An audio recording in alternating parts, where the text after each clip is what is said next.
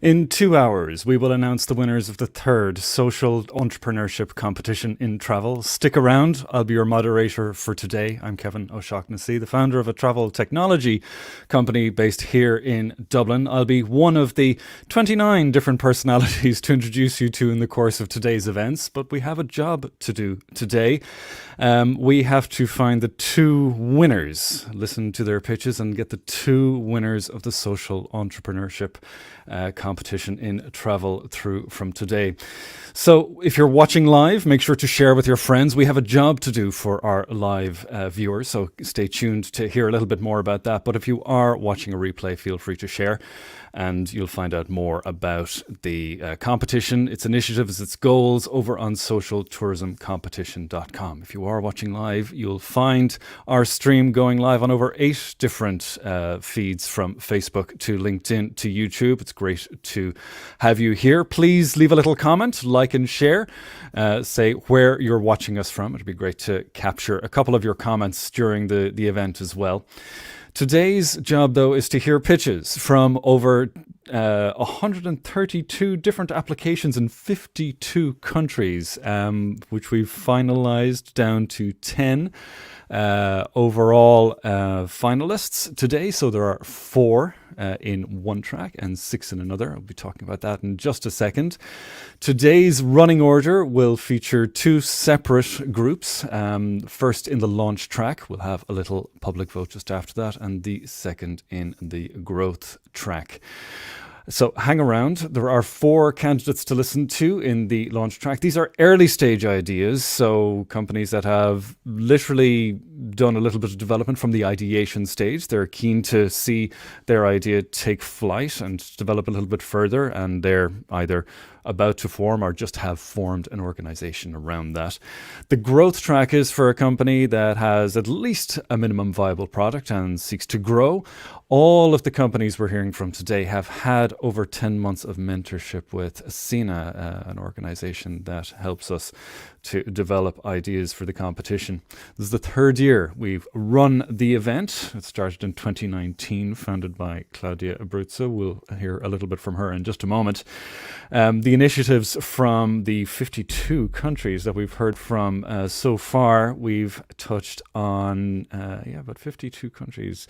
Backstage, by the way, is Maria Stoyanova. Thank you for keeping me going throughout the next 2 hours. It's going to be an interesting event. The most popular initiatives that we've heard from under the UN Sustainable Development Goals are the Decent Work and Economic Growth initiatives, Sustainable Cities and Communities, and Reduced Inequalities. We announced this, we launched this particular program back at ITB now in March. ITB have been a great partner for us this year.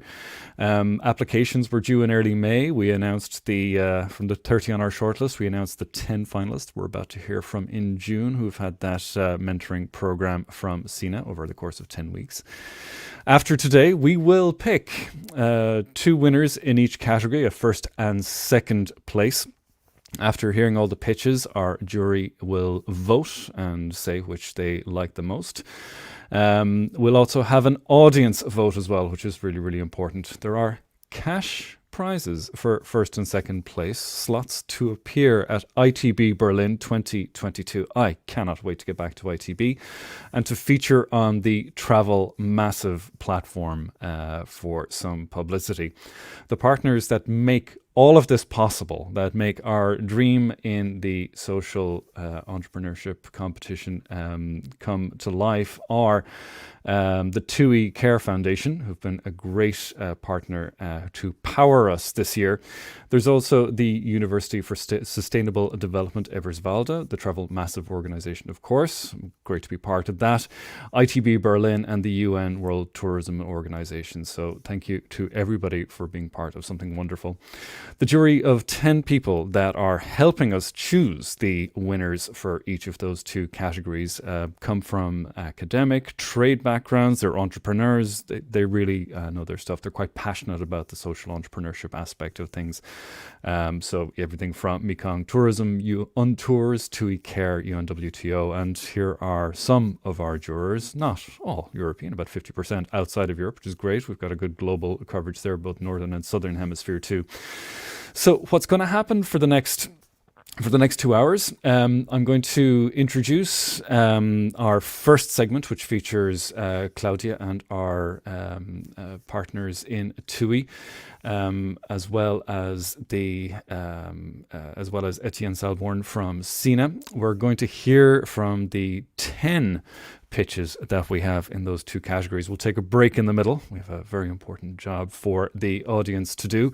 In the meantime, I'd like to just remind us to get the word out. If you're watching live, make sure to comment, like, and share with anybody that isn't watching live. Leave a little comment to say where you're from. If there's anything that's really, really great, we'll share it here on screen.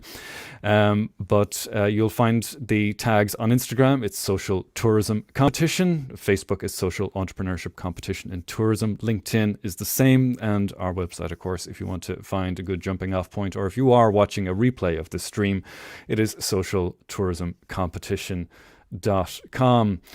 It's now my great pleasure to, when you start a company, you kind of join a founders club, and I'm glad to be introducing another founder.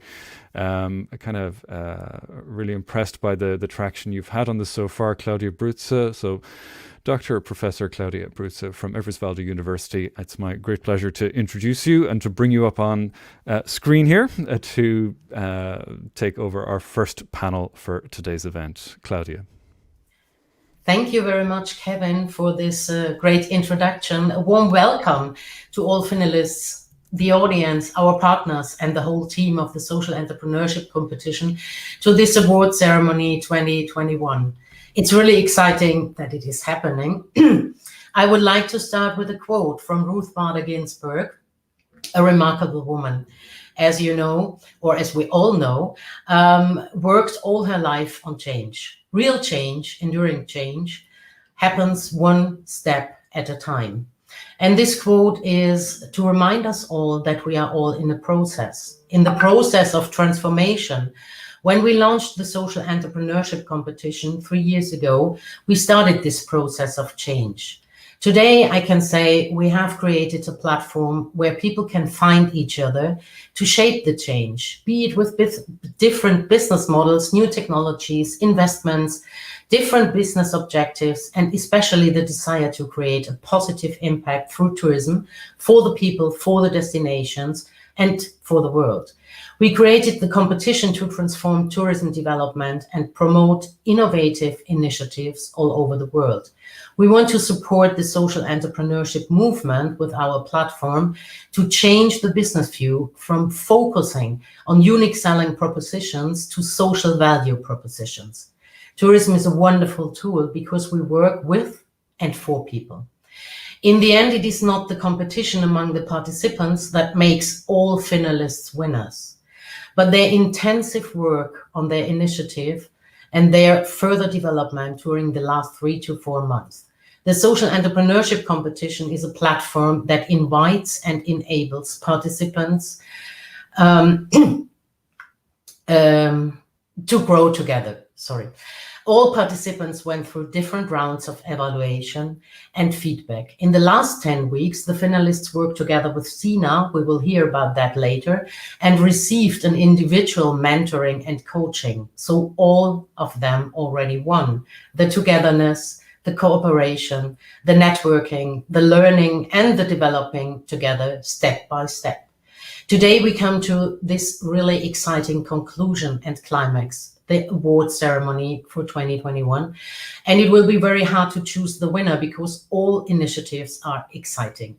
A big thank you also goes out to our international jury who will do this not so easy job today, and to all of you who vote afterwards. Now I would warmly like to welcome Alexander Panchuk, the director of TUI Care Foundation, who have contributed intensively this year so that the competition can be further expanded. Alexander, thank you very much.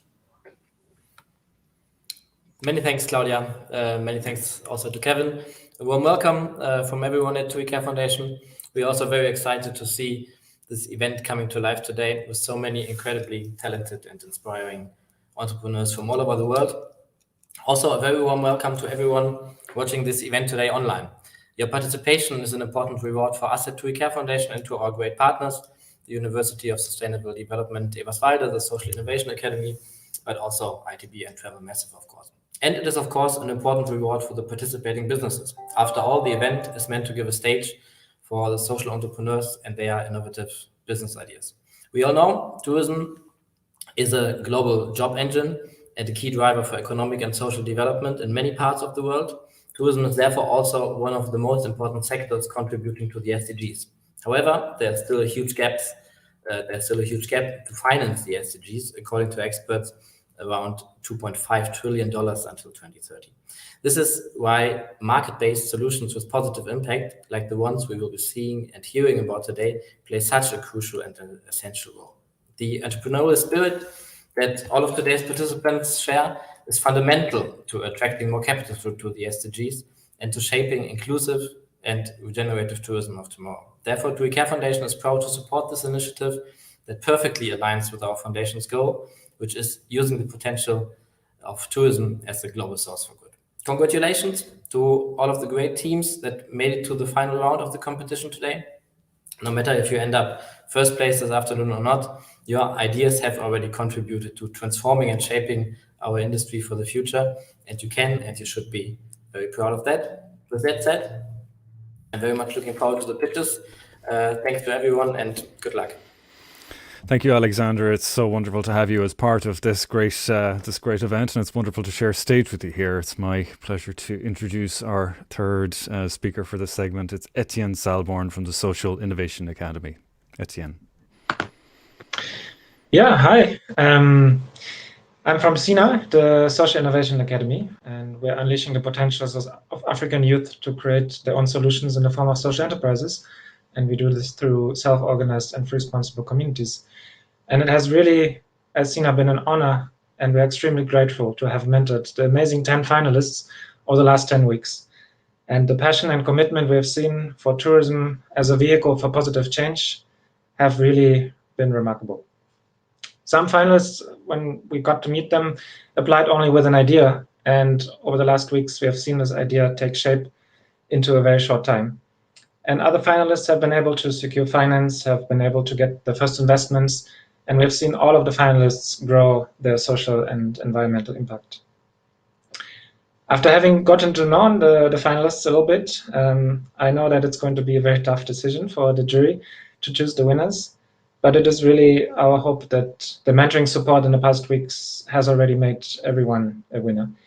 And we really hope to stay in touch beyond this competition with all the finalists. So, dear finalists, please feel free to reach out to us at SINA at any time for any further support. We'll be there for you. And with this, I don't want to hold you up any longer. I'm excited as you to see how it's going to continue. My last words are just to all of you, good luck.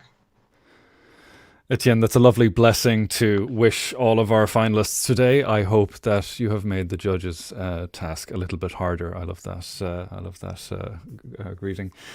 Just to give everybody a little sense of what framework we're following today, every finalist has prepared a pitch. We'll be hearing from most of them live. Some of them can't join us live for technical reasons. And if anything goes wrong technically during the course of this event, if there are gremlins we can't fight, we'll just roll one of their pre-recorded tracks. But everything that you're about to see here, for the most part, is live. They'll have 5 minutes to pitch their project, to talk a little bit about it.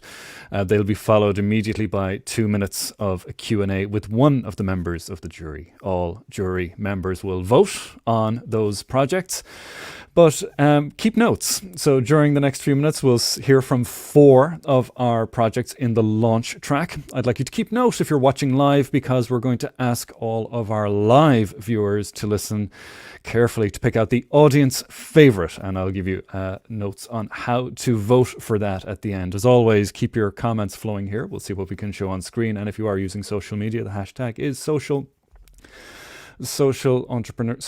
tourism competition.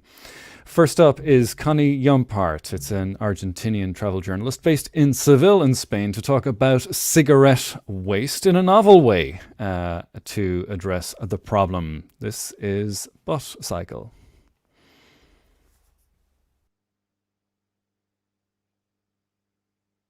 Hello, Kevin. Take it away, Connie, whenever you're ready. Do you know that one cigarette butt concentrates more than 165 toxic chemicals, and that one single butt can contaminate more than 50 liters of water? Cigarette butts are not biodegradable. My name is Connie Jompart. I'm a travel journalist from Argentina, based in Spain, but my story with cigarette butts began in Pinamar, a small coastal town in Argentina. There, I met Gaston Caminata, an activist who spent his days picking up cigarette butts from the beach. He made me realize about the existence of these little toxic bombs. So when I opened my eyes, I discovered that there were as many bats as there were shells on the beach. And I thought of my son, who was 3 years old at that time. I noticed he was playing on toxic ground. So I decided to start collecting them and enclosing them in plastic bottles, so that neither my son, nor the birds, nor the fish of the sea would get contaminated. It was a really lonely job, and it was hard to see that there were so many bats and so many little hands were collecting them, that I also thought about the volunteers that are picking them up worldwide. And even though we know that every day 4.5 trillion of cigarettes are discarded worldwide, making them the most lethal item on Earth and the main source of ocean pollution. My big question was, why do smokers discard cigarettes in the street? So I conducted a survey of more than 200 people, and this is what I got. 64% of respondents didn't know how contaminating they were. 34% of smokers actually discard butts in the street, and 62% claim they don't find the right place to discard them. And here two also more surprising facts. The first one, more than 72% of smokers wouldn't pick up others' butts, but more than 65% of non-smokers would be willing to collect butts to take care of the environment. So my conclusion was that the first step was to raise awareness. This is how the idea of Butt Cycle was born. We create sculptures with a social function. Their beauty is the hook to attract passers-by, and its structure is a huge container for cigarette butts. Let me tell you how it works. Imagine if you travel to Paris, you will for sure take some pictures by the most iconic spots, wouldn't you? So imagine that there's a new iconic landmark that, besides its beauty, contains within itself a very precious mission, that is to take the cigarettes off the street. Wouldn't you take a picture with it and share it on social media? So this has to do with the idea of Butt Cycle. What we want is to see, or make you imagine, how the impact could be if we could set up one of these sculptures in each major city and get all those travelers to share their message to their peers. Can you imagine what this happened? This is Butt Cycle, and I'm inviting you to join my dream. I wanted to get closer to this idea before this speech, so I created an MVP, a prototype, a small one, that I installed in Seville on Saturday. And it was awesome to see how people were stopping by to read the messages that were around the sculpture, and also some smokers were using it to discard their butts in a proper way. I was very happy with the result. So, to sum up, this social enterprise is confirmed by two elements. The first one has to do with awareness and collection. The sculptors are the main characters of this scene. And the second one has to do with crowdfunding. Why? Because I need to gather resources in order to create a more eye-catching sculpture, but also to invest in one of the recycling solutions I'm still evaluating. So in this way, the cycle could be completed. It is inconceivable that there is still no widespread solution to the most littered item on Earth. So I'm inviting you to join me and to be part of the first sculpture or full sculpture we're going to create in October, but we need your support to make it happen. This award will let me launch the first of many campaigns to come on social media, but with a higher budget of 5,000 euros, I could also work on a more attractive sculpture itself, and also to invest in one of the licenses of the different prototypes that offer recycling of the cigarette butts, to ignite this idea that relies on travelers and their pictures to drive change. Thank you very much for listening. I'm very grateful to be here today and to be able to share this idea in order to make something different in the world. Thank you, Connie. And just in time, that little chime is a little alert to tell us that we're just running out of time. So you were absolutely bang on. Thank you so much. Well presented. And the first thing I learned when I heard about your project was that cigarette butts are not made out of paper. They're plastic. It's it's my takeaway from this. So thank you for changing my perspective.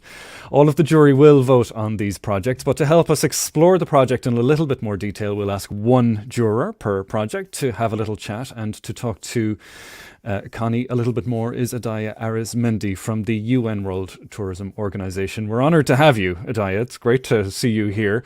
And thank you for taking just a moment to join us. You have 2 minutes all alone with Connie to explore the idea, ask her whatever you like, and just help us to get a better picture of the project. Over to you. Well, thank you, Connie. And also thank you, Kevin, for the great presentation, because I think it's a very important challenge that we're facing with the cigarette butts. But one of my main questions is, because you mentioned a license to recycle them, I was wondering, for now, what do you do with the butts that contaminate so much and contain arsenic and a bunch of other things? What would you do with them now? Well, by now, I'm evaluating different options, because there are some people or enterprises who are working in recycling processes but are not yet widespread, and they have no license yet. So they are being investigated. So in the meantime, the idea is to keep them enclosed in plastic bottles, because after 48 hours, when they are under the sun, UV rays decontaminate or detoxic these, I don't know if that word is correct, sorry, these cigarette butts. But the main idea also is to keep them enclosed so that they don't make their way into the ocean and they don't pollute the water. Also, if there's a city that is not near the sea or near a river, the problem is that when it rains, they go through the drains and they end up in the ocean at last. So if we keep them in a closed container, at least we can keep them off the environment. And then the idea is to continue exploring these different projects that I'm already in contact with, and choose one that could be upscaled in different countries if this idea can be ignited in different cities. Thank you. And again, that's another question, sort of how would the collection work? Would you work with town halls, especially because it's a wider impact project? Yes, I have already been in contact with the person who is in charge of the World Cleaning Day. I have to stop you, Connie. I'm sorry. We're all out of time, but it's great to get a little bit of extra perspective there from yourself and Adaya today. Adaya, thank you so much for joining us on today's event. And I know you have a job to do, so I'll let you go backstage to cast your vote on this, the first presentation. And Connie, thank you so much for taking part. Best of luck with the results. The next presentation we're going to see is from a gentleman called Sail from Thailand. He's going to present a project called the Raikun Run community-based tourism project called Farm Stay. Now, Sail, will you tell us your other name, please? Because I can't pronounce it and I think it's a wonderful name. Can you tell us your real name, Sail? You're on mute, I'm afraid. Sail, we don't have you.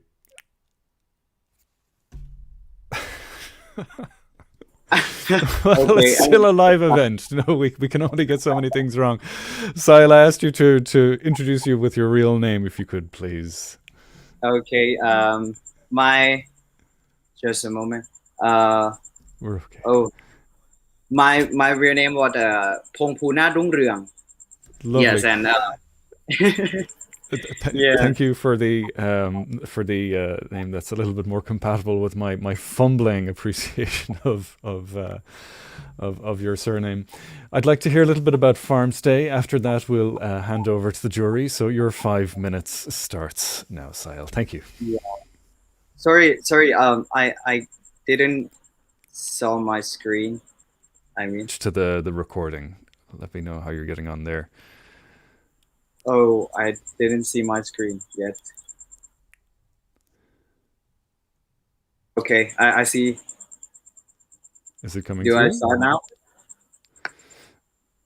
No, we don't have it. We don't have it. Maria, what we're going to do is we're going to switch over to the pre-record, if you don't mind, for poor Sail's presentation. It's a good one. I've seen it. So I'm confident that Okay. it'll represent you well. We'll get you back for Q&A in just a moment.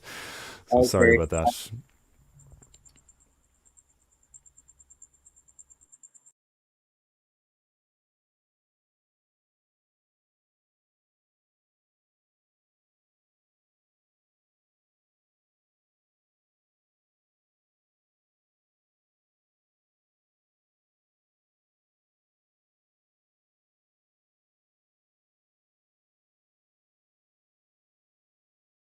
Good evening, honorable jury and all of my friends around the world.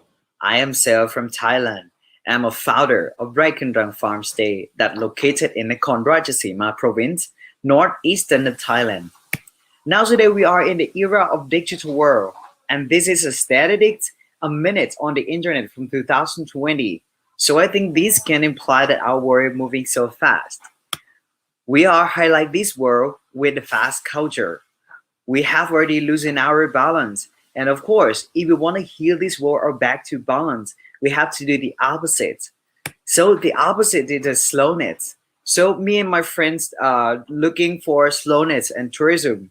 So slow tourism is another option to traveling that meet the triple bottom line. This can assure that we are on the right track. So let's talk about the benefits of being slow. So when you are being slow, that means you know more about yourself, you know your pacing, and this will bringing you to more healthier for mental. So we're thinking about like how might we making our farm stay to be a place that they can become aware of their pacing by gradually slow down their life. So here is our solution. We're making a trip slow down, see things around by open up their five sensation and link to their pacing by a super friend through community-based tourism activity. So when you arrive to our farm, attend to our community making, a herbal aromatic spray class, experience the local wisdom and the process, and the final product can be used in the household. Every meal here, slow cooking is the main thing to cook with a local ingredients that will bring you to a wonderful bite. And maybe just a minute, you just close your eyes and pay attention on surrounding sound around you. And then you will notice that they are alive, enjoying their time. Learn how to mute the rice by our community method, which happens oftentimes in order to keep quality of our rice high. And lastly, laying down to see and appreciate star and beautiful lullaby by frogs and crickets. More than that, we will have like a super friends, a friends who never knew you before, but we will blend in and harmonize you to culture, to people, to nature around here. We really want you to use your time unproductive here, just doing things by your senses. Like you can do nothing or do everything that you want. So this trip will be around like 65 US dollar per person, and your money will distribute to community, to a local store, and further than that, this trip you have planted the trees, so that's mean you are revitalize the earth. The impact from our projects, the household income will increase in 37%. And the fourth year, this community will be a negative footprint from every trip that you make and every tree that you planted. And of course, you add a new possibility to younger generation from tourism. We are targeting a millennials because most of them working in a digital area so that they can easily to overload with the data. I calculate roughly with the ads manager on Facebook, so we have around like 340,000 people for the market side. We have projects, our revenue in the third year, and we will have a little bit profits on that. And our differentiation is that we let the people living, not by learning. And this is how we connect to our customer with Facebook and YouTube and live applications. And here is our partnership. We have just been selected from Tourism Authority of Thailand to be an innovative project. And here is our change agent in this project, my family and community leaders. To say as a person that live here with the community, we want to be a role model here that show how to integrate slow tourism with the community. We think if this project was success, we can develop this to be one of the City Slow, and this will be a leverage of tourism in Thailand. It can be a new product of Thailand also. So here we are. This year we were making my farming community to reach a charge standard for more saver for travelers. And this is the QR code. You can scan this, and all of my charter will appears. So you can email me or contact me in every way that you want to. So I really thank you for you guys here, the attention for this presentation, and all of my chance that are being here with this program. Thank you. Sahil, you didn't have a comfortable start there. I can see backstage, we can actually see the screen share dying on us. So I know you were telling the truth there, and it's tough to start in a competition where you're pitching and you've got good pitch. You're there in the middle of it, and it's just not working out. So look, just take a deep breath. We'll get going. I'm going to introduce the juror whose task it is to take this a little bit more live. So joining us from the Eberswalde University in Germany is consultant and lecturer Laura Krominga. Laura, can you join us please up on screen here, and let's see how we can get into a little bit of depth with Sahil, please. Yeah, I'm very happy to be here. Thank you so much for the presentation. I really enjoyed your pitch. What I have is a very short question and a little longer question. So firstly, have you already had tourists staying at your farm? Yes. We run this for a year, and then COVID come. So then it basically first is just normal community base. We didn't add any concepts, or when we enter here, we have a more concept with the slow tourism. Yeah, Yes. so you already have that experience. And then the second one is if you then successfully establish this at your farm, maybe you build a few more apartments or things to host more guests. Do you have any scaling idea how you would scale this maybe beyond your own farm? Yes, we have like for now we have like a partnership that there is a farmer here around here, so they have like their farm, but I have to incubate him or consult them about like how to be a host, because sometimes they're just doing a farm stuff, so they didn't have like any perspective to be like a host like me and my family. So this will be if we kick off like for a years, but we try to connect them first, like okay, you be a place for tourists to visit. So my family have an option, like, okay, in the April there you can go to the see the tamarind, kind of like that. So that's mean I will initiate them for to be a place to tourist first, and then maybe a year later, okay, you can be developed to be a host. Yes. Yeah. So when I understand you right, you are then establishing your own farm, and then you're also consulting other people with their own farms Yeah, to yeah. increase the impact that you have. That sounds Yes. fantastic. Thank you so much. Thank you very much. And thank you so much, Laura and Sile. Thank you very much. You did very well there in the questioning. You come across as somebody that's very articulate. So I'm looking forward to hearing more about you as the years go on. And best of luck in the audience vote and jury vote later on.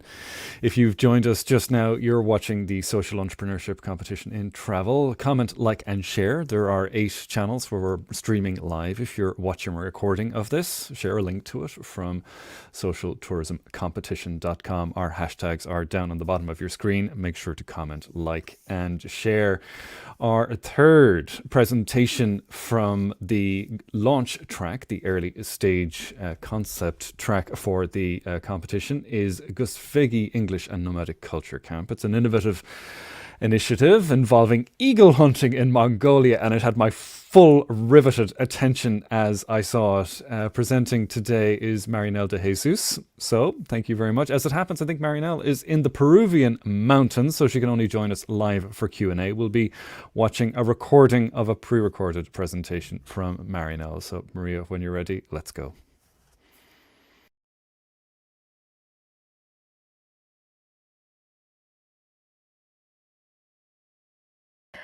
Hi, my name is Marinol, and I'm the co-founder of Gusvegi English and Nomadic Culture Camp.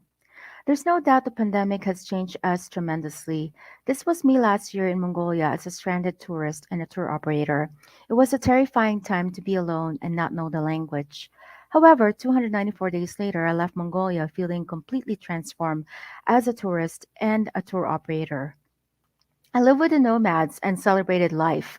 The slow travel experience taught me to forge genuine relationships with the locals. In fact, it felt like I became one of them, a nomad. However, when we look at the current narratives in the tourism industry, we see something different. In 2019, the Eagle Festival attracted 2,000 tourists from 23 countries. The mass tourism led to a click and go cultural tourism, which is extractive because there's no culture exchange between travelers and locals. Also, due to language barriers, there's a lack of community storytellers and tourism ownership. This leads to outside agencies benefiting the most by bringing tourists and hiring guides who are from outside the community. This is a prime example of an inauthentic travel experience. To create genuine connections with the locals, we created Gusvegi English and Nomadic Culture Camp. Gusvegi is a community-led slow travel initiative allowing you to live as a nomad with eagle hunters while teaching English to young nomads as a way to give back to the community. In fact, Gusvegi is about real-life experiences, how to be a nomad and celebrate life. In our camp, you'll experience the Mongolian landscapes, live in a nomadic house, experience local food and conversations, textiles and handicrafts, herding and nomadic migration, and of course, eagle hunting led by the eagle hunters themselves. As a teacher, you will teach a group of students so you can connect with them as part of your transformational travel experience. You will teach outdoors in an agur camp using interactive English learning. And the best part? Your students are eagle hunters. This is 10-year-old Almudir, a female eagle huntress who won the eagle hunting competition last year. For our primary funding, travelers will be paying for the experience to fund our school and activities. Secondary funding will come from donors to fund our museum and library and scale the project. Our go-to-market strategy will utilize the power of storytelling with the media by partnering with travel writers and publications, hosting virtual meets, and targeting certain groups. For impact strategy for the community, we want to foster a new generation of English-speaking locals and create language equity. We want to preserve eagle hunting traditions and nomadic culture by initiating the very first museum and library that will benefit both tourists and locals. For the tourists, we want them to have a transformational travel experience and long-term connection with locals. They will become returning guests so they can create access to tourism and global knowledge for the eagle hunting community. We are proud to say Kuzbegi is a woman of color-led tourism initiative. We are the change that we wish to see in the tourism industry. Our skills and knowledge combined as a team of women will make this program a success. You can support our project in two ways. Join our pilot program in June of 2022. As a participant, you pay for the school setup, accommodation, and all cultural activities. Or be a donor if you don't have the 30 days to join us. The funds will go to our pilot program, also create the museum and library to continue the ongoing cultural exchange, and also for project expansion in other communities in Mongolia or the rest of the world. Finally, I want to say that the Eagle Hunters invite you to join our camp. They want you to be a nomad and celebrate life with them. We hope that you join us because it is a true honor for Eagle Hunters to open their community entirely to the world. With that, we want to leave you with this 30-second video to invite you to join us next year at Kuzbegi Camp.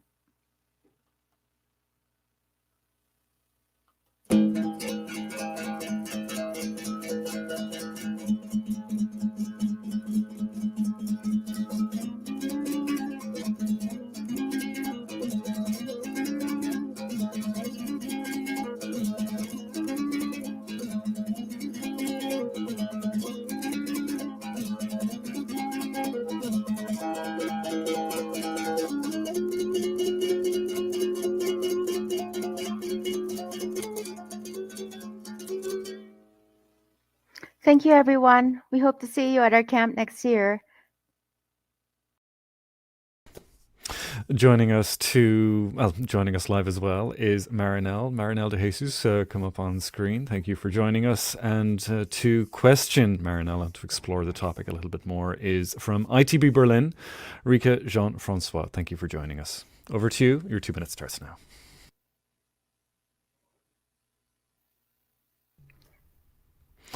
Rika, look, it's not a Zoom call, it's an event, and sometimes things can go wrong technically. You're on mute, I'm afraid. There we go. It's come to haunt us. We tried to run it so that it didn't feel like a Zoom call, and there we are. We're on mute. It's the thing. This is what happens when we're not traveling, Rika. I'm looking forward to being back in Berlin with you next year. So we'll start the clock again. Over to you. Yeah.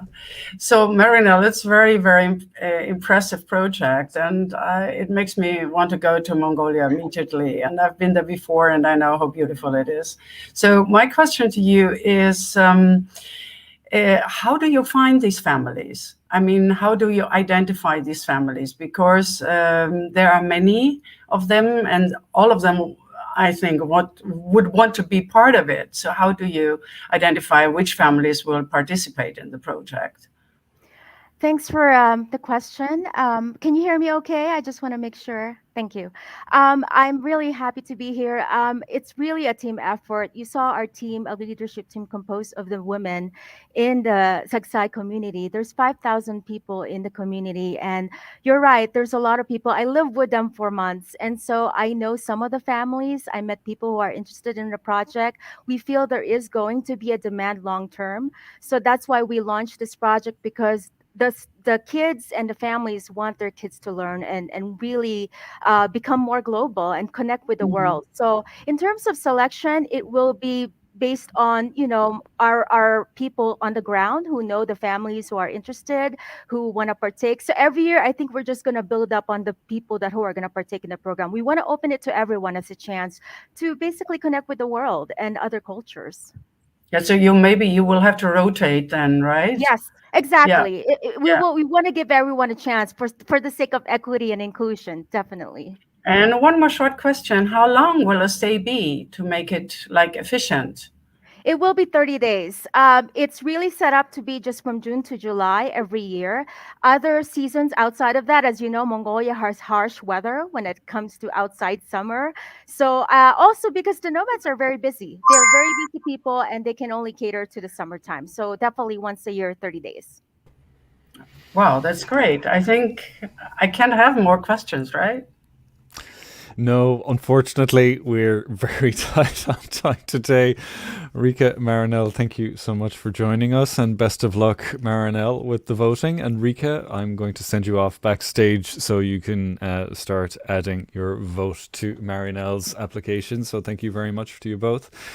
Our fourth and final launch stage presentation today is from Grant Kenzier. He's from a micro recycling concept in Costa Rica. Really looking forward to hearing this pitch. It's quite an interesting concept. He will present a project called Ecopreneur Evolution. Grant, how do you feel? Are you ready to present? I'm ready. Yeah, just making sure you can see my presentation on the screen.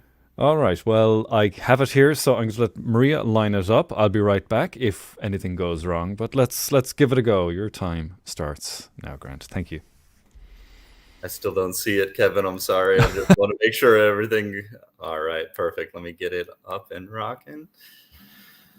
All right. I just want to begin with gratitude for all of you being here today to support social entrepreneurs, work and restore global harmony. My name is Grant Kenzier, and I'm here to present the EcoLab and EcoCycle project by Ecopreneur Evolution.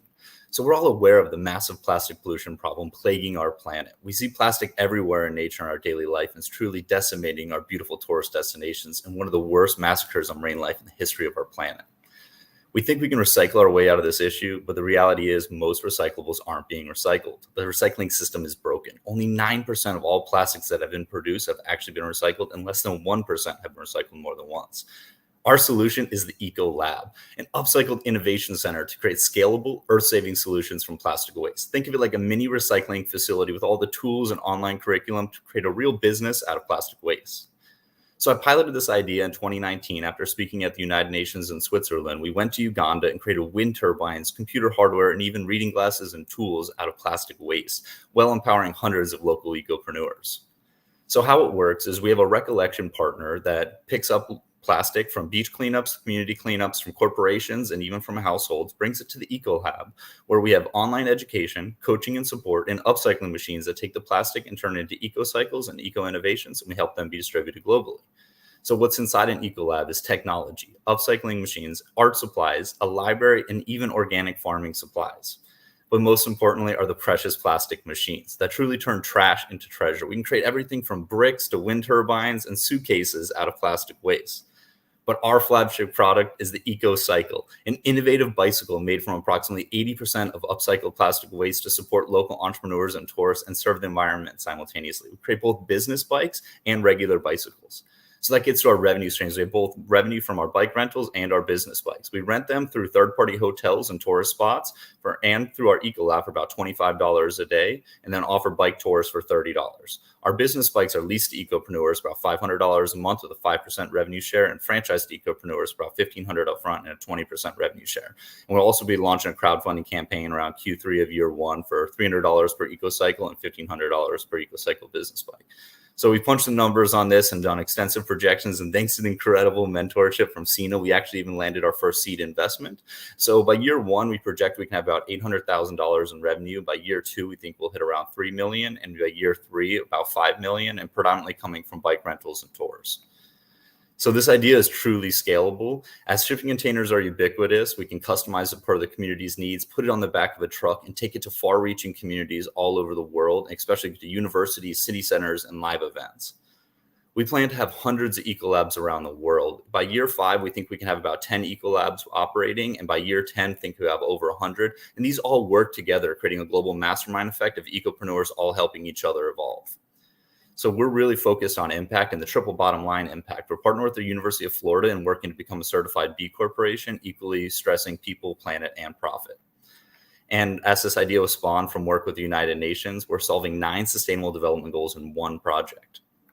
But most importantly, our EcoLab and EcoCycle's tourism impact will be providing unique experience for tourists, educating them, empowering them, and activating them, creating local cultural experience, and creating more ecopreneurs. We partner with Travelers Against Plastic, the 5 Minute Foundation, and the Footprint Foundation to really engage tourists with 5-minute beach cleanups and really help them upcycle plastic waste. So we serve tourists through the bike rentals as well as ecopreneurs, which is an idea to development stage entrepreneurs that where most accelerators really fail to support. So what is an ecopreneur? An ecopreneur is a heart-centered entrepreneur using the power of business as a force for good to solve environmental and social problems. So my business partner, Maria, is an ecopreneur with over 8 years experience as a grassroots organizer, anthropologist, and working on awareness campaigns in her country, Venezuela, working with young children, as well as created the largest upcycled plastic mural, the Oko mural, here with over 250,000 plastic bottle caps. And myself, I've been working in the plastic and climate industry for the last 10 years. I've executed projects around 10 different countries now. I have 3 business degrees and truly have proven my ability to execute. So with your support, we can clean up the environment, solve the plastic pollution problem, empower ecopreneurship, mitigate the climate crisis, help create jobs and sustainable transportation methods, as well as increase environmental awareness and provide fun, sustainable, and conscious tourist experiences. Thank you so much for your time. Truly grateful for this amazing opportunity. Grant, not bad. How do you think you got on? I think it went well. Good stuff. Well, we're going to bring on Alexander Panchuk from the TUI Care Foundation to explore the topic with you for a little bit longer. There's 2 minutes. Alexander, thank you for joining us again, and over to you. Thanks a lot, Grant, for that impressive presentation. You squeezed in a lot of sentences into five minutes. Congratulations. You were talking about like your current operations in Costa Rica. How many clients did you already serve in Costa Rica? How many clients? So we've been down in Costa Rica for the last 8 months and really working on, community organizing and getting partnerships laid out and making sure this is something the community wants and building it up to their needs. So we've worked with many different hotels and tourist destinations. We have about 10 locations there that are on board, ready to work on this, as well as, many extensive partnerships, even with the government of Costa Rica, to be able to truly make this a scalable, sustainable project. Costa Rica is obviously like a natural choice as a leader in sustainable tourism. What other countries were you thinking of? Well, we plan to also launch one in the United States, making that a mobile eco lab. We're going to be putting that in Miami. We're looking at South Africa as well, and then one in Venezuela here shortly after. And one detailed question regarding the bike. I mean, is it really is the quality really okay with the plastic only? Yes. So most things are made from plastic today. We can make plastics very durable. So we've been testing this for years. I've built these machines and built hundreds of different products out of them.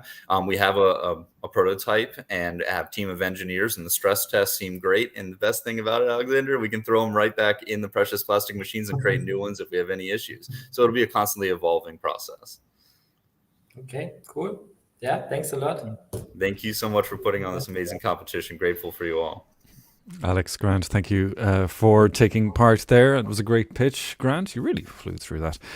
That was 4 pitches in our launch track. Thank you so much to Connie Jompart from Butt Cycle, Sail from Raikunrung Farmstay, Marinel from Gusvegi, Grant from Ecopreneur Evolution just there, as well as our jurors, Adaya, Laura, Rika and Alexander. That was the 4 launch track pitches. Our jury will vote on all 4 of those presentations and will present the result right at the end of the stream today. But there's an important job I need all of our live viewers to take part in.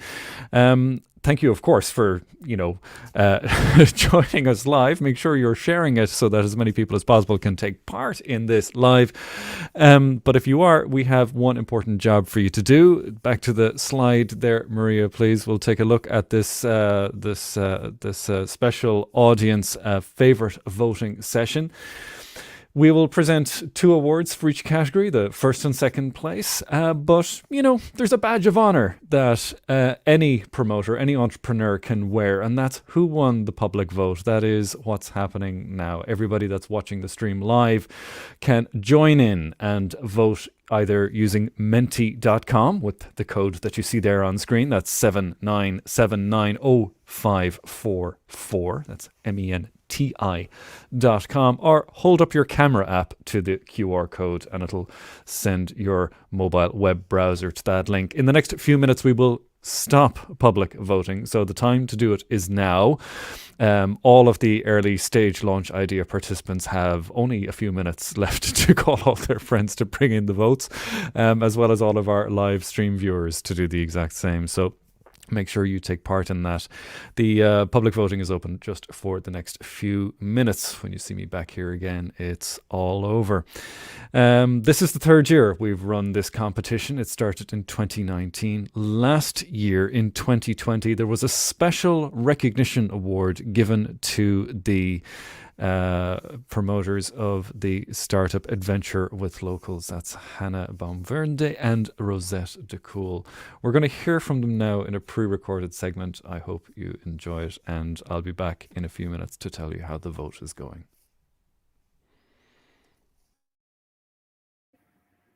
Hello everyone, my name is Rosette and I'm the founder Adventures with Locals Uganda. Hello, my name is Hannah, co-founder Adventures with Locals. Adventures with Locals Uganda is a female-owned responsible tourism company, and we are on the road to promote women and local communities.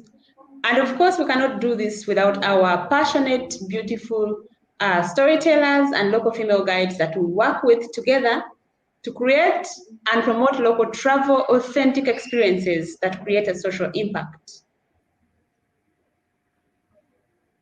Yeah, last year the social entrepreneurship competition was such a huge thing for us because the Special Recognition Award was an amazing opportunity for us as African female founders, because despite the pandemic, it gave us a platform where we are able to connect and network with like-minded people and industry professionals. And through this, I am proud to say that we are able to win an award for championing sustainability with Africa Tourism Leadership Forum, which took place in Rwanda. And so I must say thank you so much to the competition organizers, because without you, we could not have been able to otherwise be where we are today. Thanks again, and congratulations to all the winners for 2021.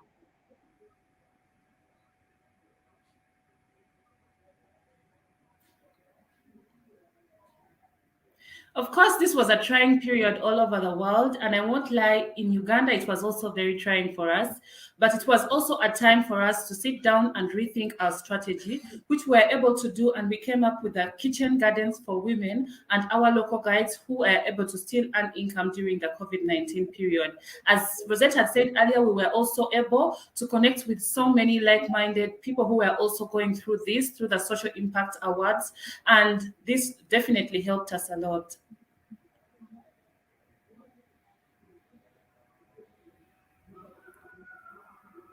Congratulations once again to all the winners. I'd love to say network as much as you can, because of course the power of networking is endless.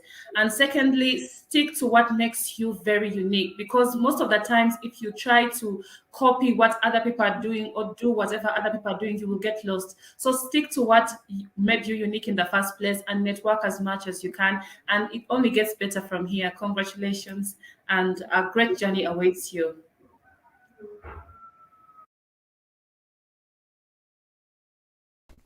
So I wonder who will be presenting at next year's award ceremony. I'm looking forward to finding out who comes through this program this year. So you've just heard from 4 launch stage, early stage programs. The jury is backstage working out the votes for that at the moment. You still have a few minutes to cast your public, your audience favorite vote for the project that you liked the most. After the next few minutes, we're going to lock all additional voting. You won't be able to cast any more votes, and it'll be time to wait until the end of the stream to see who came first. If you've just joined us, you are watching the Social Entrepreneurship Competition in Travel 2021. We recorded this on the 13th of September. If you are watching live, remember to tell your friends all about it afterwards. And if you are watching live, make sure to leave a few comments telling us about where you are, and use all of the main social media channels with the hashtag social tourism competition. If you want to find out more or to participate in next year's event, and we'll tell you a little bit more about that at the end, it's socialtourismcompetition.com. Coming up next is the growth stage businesses. These are companies that have an existing product or that are at MVP stage and are looking to scale. We're looking at 6 total candidates for the growth track, first and second place. We're going to hear from Getaboutable in Australia. I have lost the screen for you. I won't keep reading. I'll introduce them one by one, but we're going to hear from another 6 promoters from the southern hemispheres, all about different social entrepreneurship and tourism products. So the first one we have is going to be from Australia. It is pre-recorded because it's quite late at night in Melbourne. So we're going to roll a pre-recorded pitch from Yasmin Gray from Getaboutable, a project about accessibility and mobility. Hi, my name is Yasmin Gray, a lifelong traveler who happens to have a disability. I founded Getaboutable to address my frustrations in trying to find information about accessible travel and leisure options. And I'm not alone in those frustrations. Most people with disability do not get to enjoy tourism activities that most people take for granted. The problem has 2 sides. First, people with disability can't find information about accessible tourism options, so we end up staying at home to avoid the frustration. And second, the tourism sector often don't understand how easy it is to cater to people with disability. Getaboutable solves both problems by closing the loop between people with disability and the tourism sector. When a traveler with disability shares information about their tourism experience, we use it as a tip-off and then work with the business to improve the accessibility and promote it. This leads to more accurate information online, which leads to more visitors with disabilities going out and about. And this isn't just a loop. It creates a snowball effect with more and more information being shared online and more people with disability participating in tourism. The net result is exponential growth in tourism businesses catering to people with disability.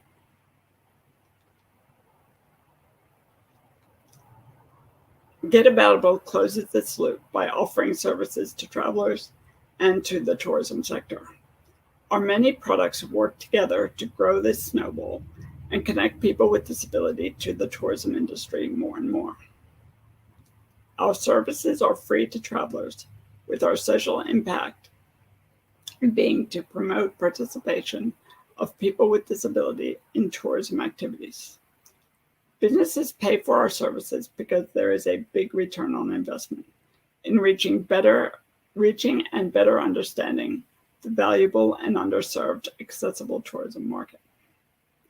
We've already experienced exponential growth of users, website traffic, and numbers of listings over the last 3 years.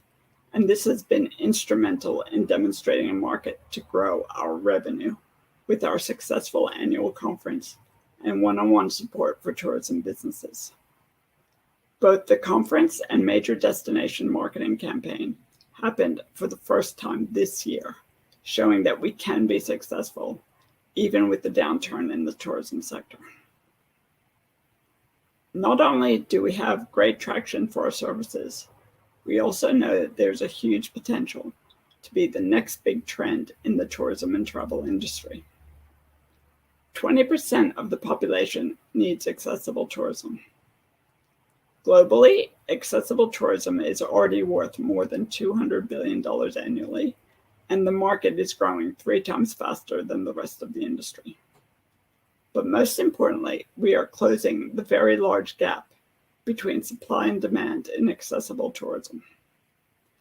And that is where our impact lies, in creating this huge snowball effect, making accessibility and inclusion in the tourism sector become standard practice as more and more people with disability feel empowered to enjoy tourism just like everybody else. That is my dream. In 3 years, we aim to be the reference point for accessible and inclusive tourism in the Asia Pacific region, both for travelers and the tourism industry. For that, we have operational milestones to scale Getaboutable from our current strong foothold. So we plan on growing our team to meet these milestones and achieve our goal. Of course, a long-term goal is for Getaboutable to set the standard for accessible tourism globally, but we'll just take one step at a time. Our current team is me and a few part-time staff, as well as a number of supporters to cover all aspects of the business. Most of us have a disability or are a carer, so we understand the problem well. We just need more of us to solve it. And that's why we're looking for socially minded tourism partners to invest in Getaboutable and help us impact accessibility and inclusion in the tourism sector. Specifically, we will be actively seeking seed round investment by the end of this year and have immediate opportunities for share buy-in for up to 10% of the company. If you're interested, contact me on LinkedIn or via email. Thank you. Joining us live is Yasmin.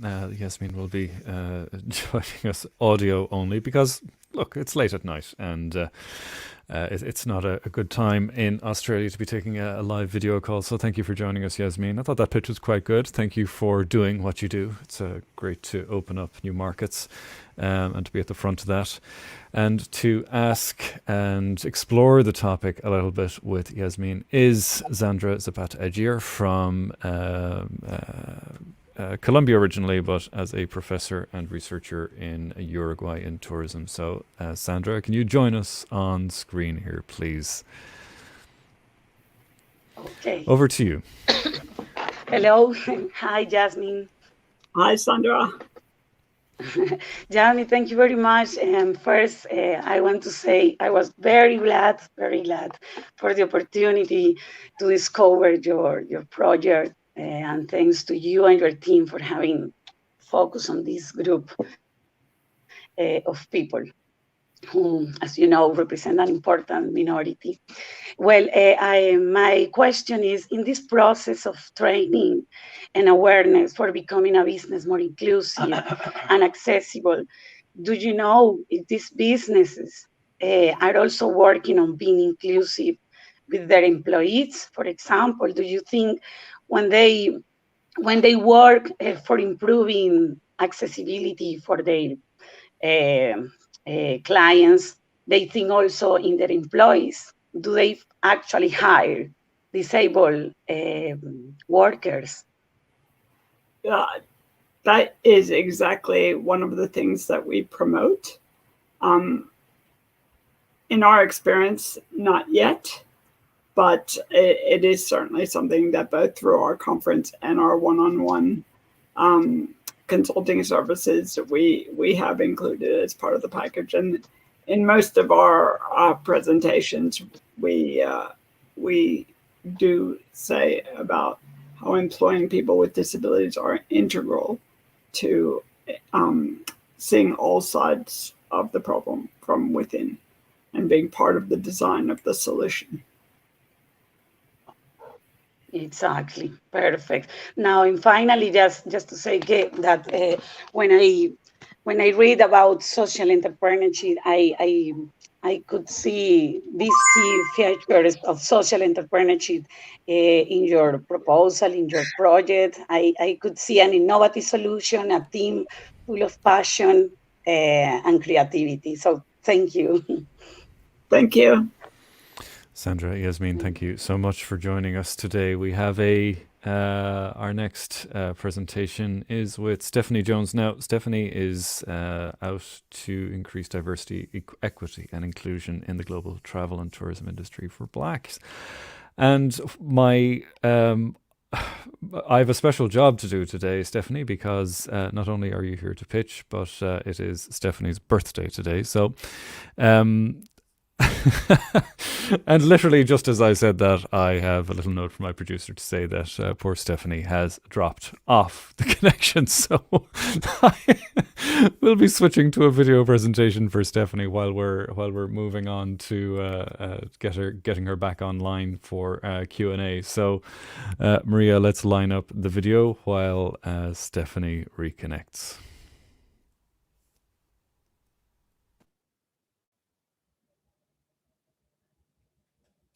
Last year, the pandemic showed us how vulnerable we are as an industry.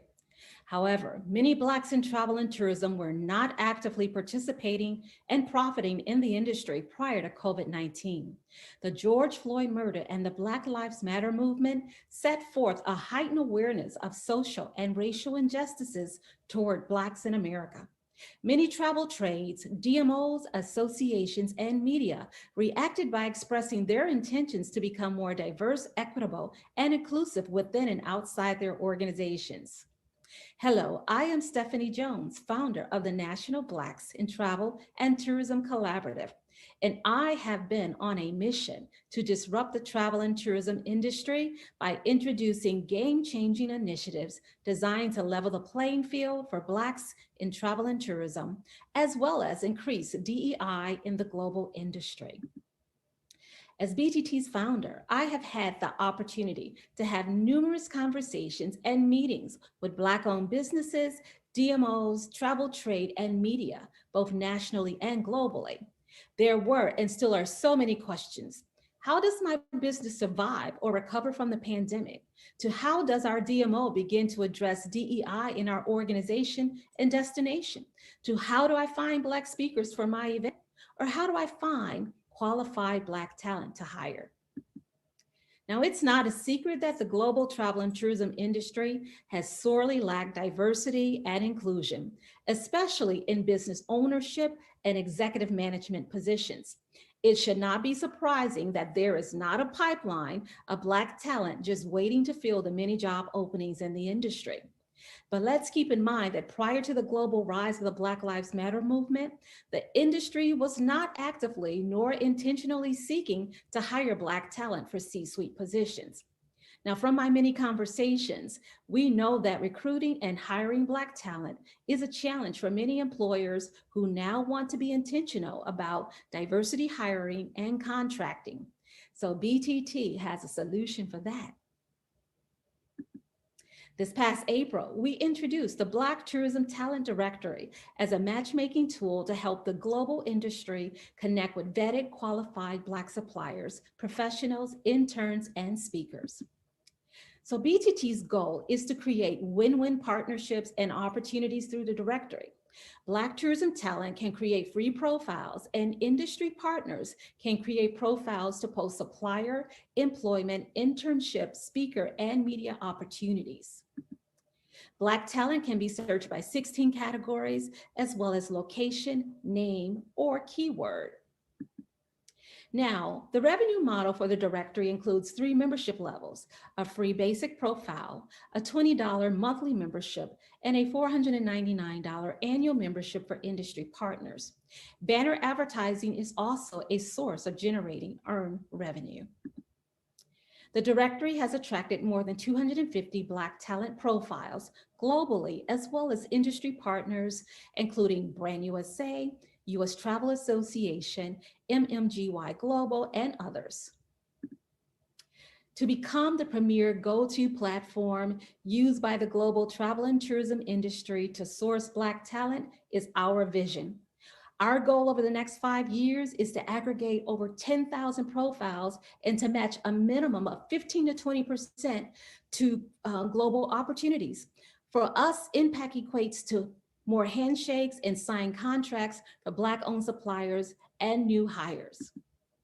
Now, we need you to partner with us in this effort to ensure representation across every segment of our industry, broader equitable opportunities, and sustainability for Black-owned suppliers in our industry. Furthermore, the social impact of leveraging tourism as an economic driver to refuel, rebuild, restore, and reposition Blacks in travel and tourism creates a win-win for everyone who wants to participate and profit in the industry. I'm honored to lead this effort along with our CTO, Hannah King. However, it requires resources and partnerships to sustain this effort. We welcome strategic funding partners to support our work. Also, we invite Black-owned businesses, professionals, students, and industry allies to join the directory. Here's how you can connect with us. Thank you so much for this opportunity, and thank you for joining us today. Stephanie, I know you can hear us now. You're back online. I have to say, look, I'll say it in person this time, but happy birthday. I'm sorry you had a bit of a glitch there. But on a personal note, thank you for doing what you do. I love the project. Thank you. To help you explore it a little bit more, though, I can't be the one. I'd love to. It's the jury member, Poliana de Oliveira, who is the director of Viari Travel. It's an incoming agency in Brazil, but also runs an NGO called Bagaging. It's a community-based tourism project as well in Brazil. Over to you both. Your 2 minutes of Q&A starts now. Hi, Stephanie. Hello. First of all, congratulations on the initiative. Thank you. I know it's very important there in the United States for us to increase representation in the tourism industry. We have the same problem here in Brazil.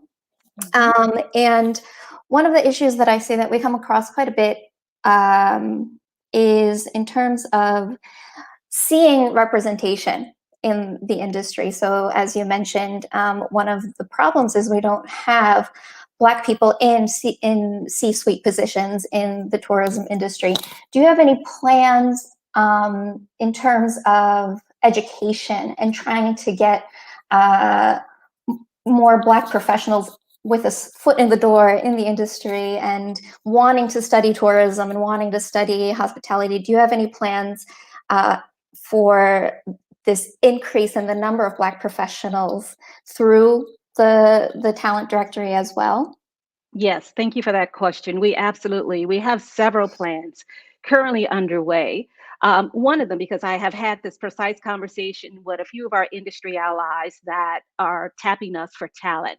And one of the things I'm trying to help the industry understand is that, one, because of the George Floyd murder and the Black Lives Matter movement, not only is travel and tourism looking to diversify their employee base, but all industries are now wanting to be diverse and hire more people of color.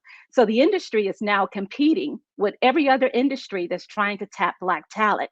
But what the industry must do is to do precisely what you said, and that is to educate professionals that may not be in travel and tourism about opportunities that are available that they can translate their skill sets over into travel and tourism.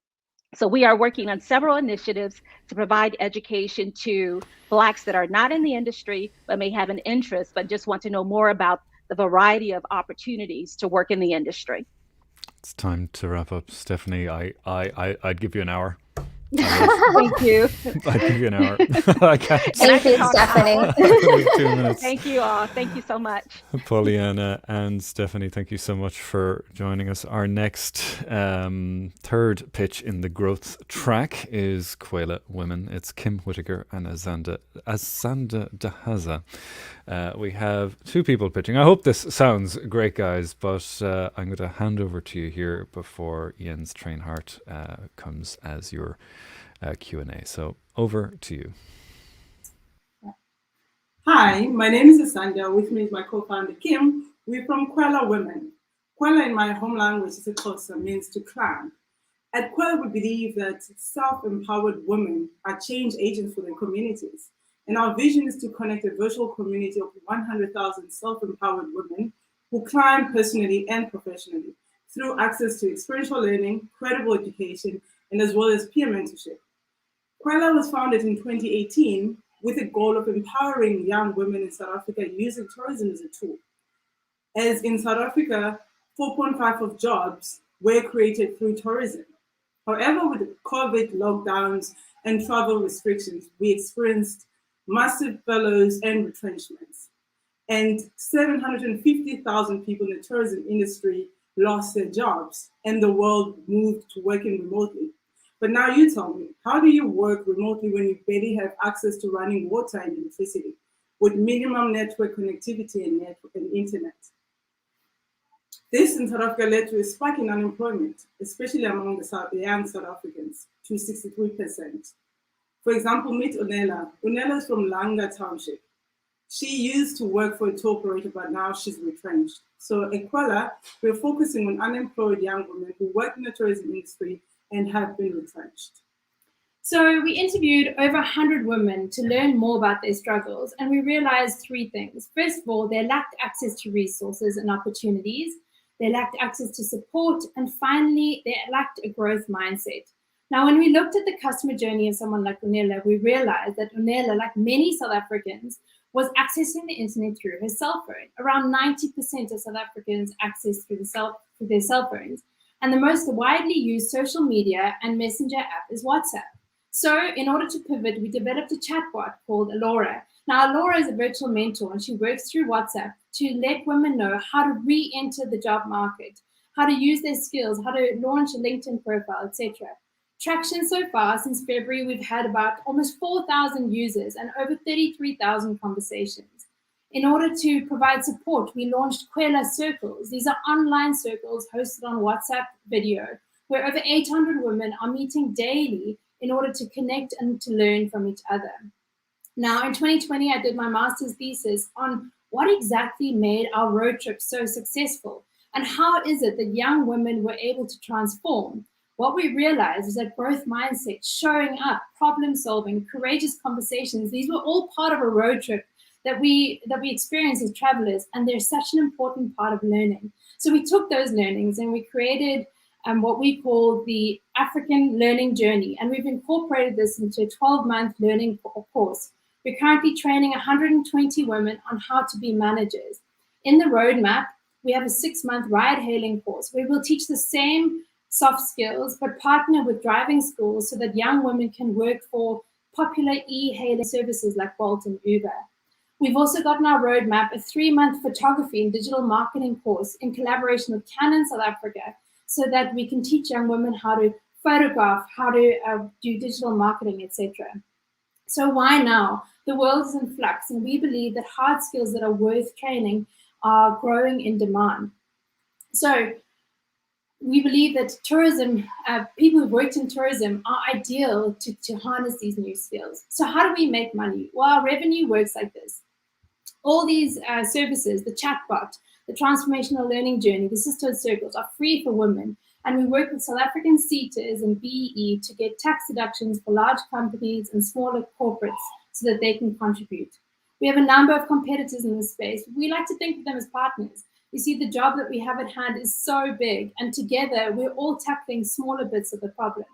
So what is our secret sauce, you might be asking ourselves? Well, our team is obsessed with data, which we receive real time. So we're creating curriculum that is valid and really user-friendly. Our team is small and diverse, yet efficient. We're a startup, which means we're flexible and we take pride in sharing our learnings. I'm the entrepreneur. And I'm the registered social worker who's obsessed with the journey of women through the program. So how much will it take us to move the needle? So we need $790,000 US to achieve our big, hairy, audacious goal of empowering 100,000 women. Question is, will you climb with us? Thank you very much. Okay, that's it. I'm impressed. That's a cracking deck. Now, what we didn't see, of course, is you two swapping around while all of the animations were going on. I'm really impressed, truly impressed. And we have the founder of Travel Massive coming in there in the comments on YouTube saying that it was a great pitch deck as well. I'm impressed. Well done, well done, well done. To help us explore the topic for another 2 minutes is Jens Trainhart. He's from the Mekong Tourism. It's a coordination body in Southeast Asia there. So Jens, over to you for a little Q&A, please. Great. Thank you, Kevin. And thank you so much, Asandra and Kim, for this impressive presentation. I really enjoyed your deck, as Ian said. And also, I'm very impressed with what you do, how you leverage technology with WhatsApp and also blockchain. So I got 2 quick questions for you. The first one is, I've done a little bit of research, and I learned that you're also doing retreats. So the first question is like, what do you learn out of these retreats? What are the aha moments to improve your business, you take it to the next level? And the second question is, obviously your problem is a very relevant problem, not just in South Africa, but also in other parts of Africa and the world. Are you also thinking of expanding your concept and your model to other parts of Africa and the world? And how would you do that? So we have our retreat coming up next weekend, actually, one of our first ones. And what is so cool is that we get to spend 3 days together with women. And I guess being virtual is like essential right now because everyone's remote, and in South Africa we're busy with our third wave, which is very disruptive. But the retreats are important, and we're doing things like a self-authoring workshop, nonviolent communication, how to connect with people, and just really forming trusting circles of women. So it's a time for women to really connect in like a natural setting, go on hikes, do yoga, and create that safe space. Because I think that a circle of women, above all, where you can say, share what you've gone through, share your learnings, is what we're trying to build. So that's really crucial. And then to answer your second question, we definitely are wanting to expand, and we actually have a few circle members from Kenya, across the African continent. So it's already happening organically, and we definitely want to push that, because I think with like the gift of COVID in a way is that we're working across borders a lot more. I have to stop you guys. It's killing me. I have to stop you guys. And I know what it's like to stand in that spot and be in full flight in the middle of an answer and the bell rings. I'm sorry, I have to cut you off, Jens. And so much. Quaila Women, thank you for joining us, and best of luck in the voting. Jens is off to vote backstage. He's joining a fiery debate, I'm sure, with the 3 presentations we've seen so far. We're halfway through the growth track. If you've been watching since the start of the stream, we're here for 2 hours to find the 2 categories, the 2 tracks of the 2021 social entrepreneurship competition in travel winners. We've already had the launch track, and we've already had the public voting for the launch track. We've just closed that now. It's too late to vote live for your choice for the audience favorite for the launch track. But stay tuned. We have 3 more pitches to go in the growth track. You'll be required. You all have to vote on the public voting for growth track coming up. We're streaming live on about 8 different channels from the dashboard here. You can watch us on LinkedIn, on YouTube, of course, as well as on the home pages on Facebook for SINA Travel Massive Social Entrepreneurship Competition in Travel, ITB, and TUI Cares. Thank you so much for joining us there. Find the like button and hit it and share it with a friend. And if you want to find out more about the competition and see it after the live stream, you'll find it on socialtourismcompetition.com. There's 3 more pitches to go. It's nearly at the end. Lola Akerstrom, how are you feeling? Are you ready to pitch local purse? Yes, I am, and I'm excited to be here. Over to you. Thank you. Let me know when you can see my screen. There we go. Perfect. All right. So I am Lola Akimade Orchestrum, the co-founder of Local Purse, a global marketplace for live cultural experiences. So when the pandemic hit, we all felt it emotionally, physically, financially. The travel industry lost over $4 trillion in revenue, and over 100 million jobs were lost. To put this in perspective, that's the entire population of Germany, plus an additional 20 million people who lost their jobs. And the most impacted are the local artisans and cultural vendors who depend 100% on tourism, as well as experienced travel guides and travelers who couldn't travel anymore. So Local Purse is the solution. It's the long-term solution to all 3 problems.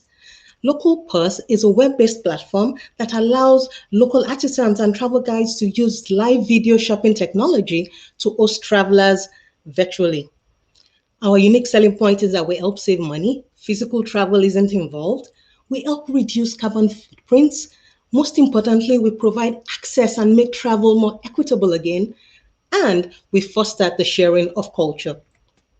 So what is Local Purse? You book an experience, for example, Marrakesh soup guide, rug experience, On the day of, you get your emails, you join the experience, and you can buy virtually. So you can point to an item, the artisans can share it with you, and you can shop live. So take a look at Local Pulse in action.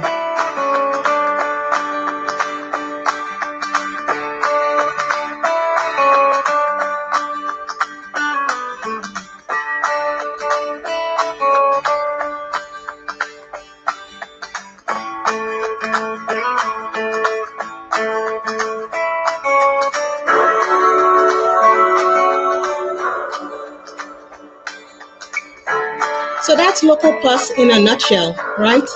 Connecting and facilitating cultural exchange. So in terms of our business model, our go-to-market business model is 20% commission per booking. And as we grow and scale, we've already identified 4 additional sources of revenue. So our traction to date, we went live with our beta in December, and since then we've onboarded destinations like Argentina, Morocco, Lebanon, Nigeria.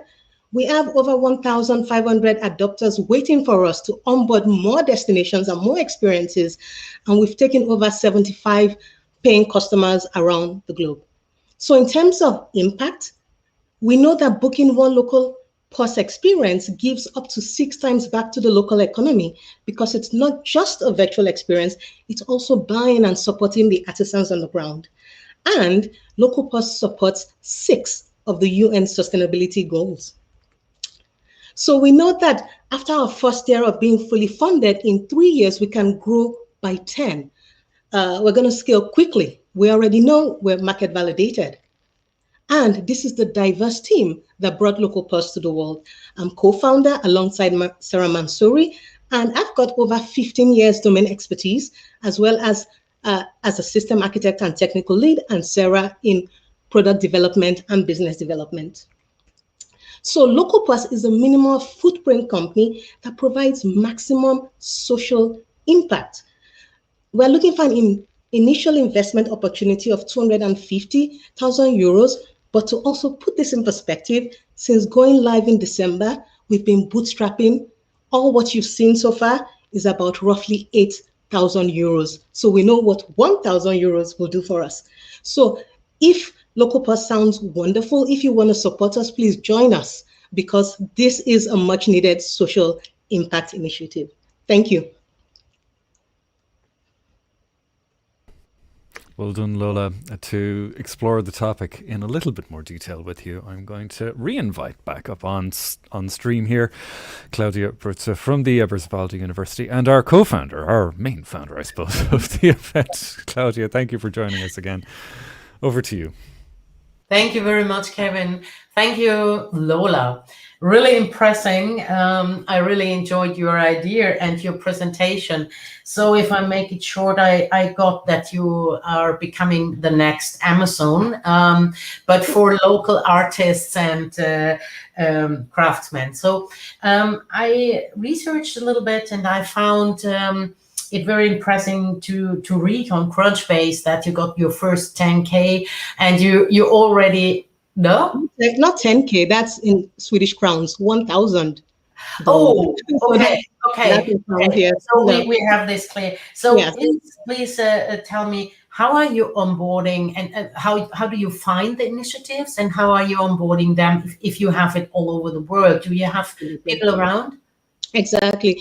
So we're partnering with companies that are well trusted, B Corps or sustainable companies that already maybe have their network of local guides, or with artisan collectives in different countries. Because we are in a kind of early stage, we need to partner with people that are already settled in the company, that maybe in the countries that maybe already have their logistics, because we need to scale. And for us to scale, we need the funding to be able to scale.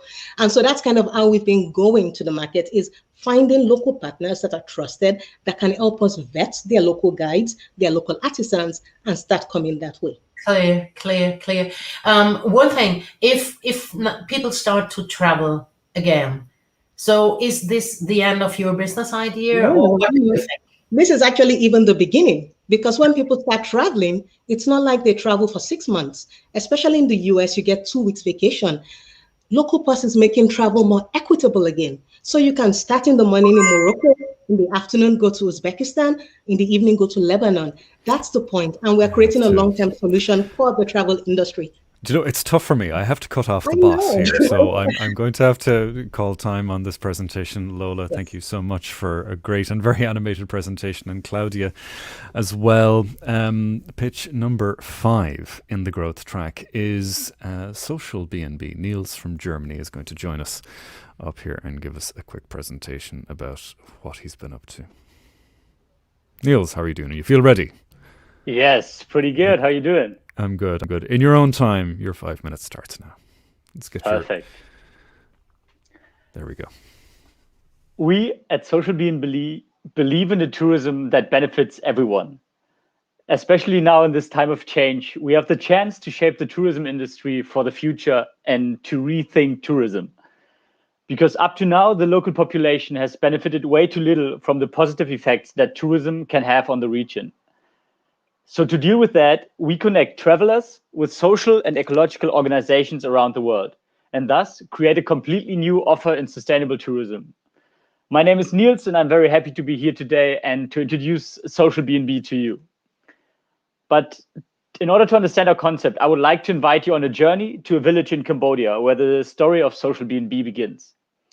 To introduce you to the real protagonist, Mr. T, a local tuk-tuk driver who realized that it is almost impossible to build a future without knowing English in today's globalized world.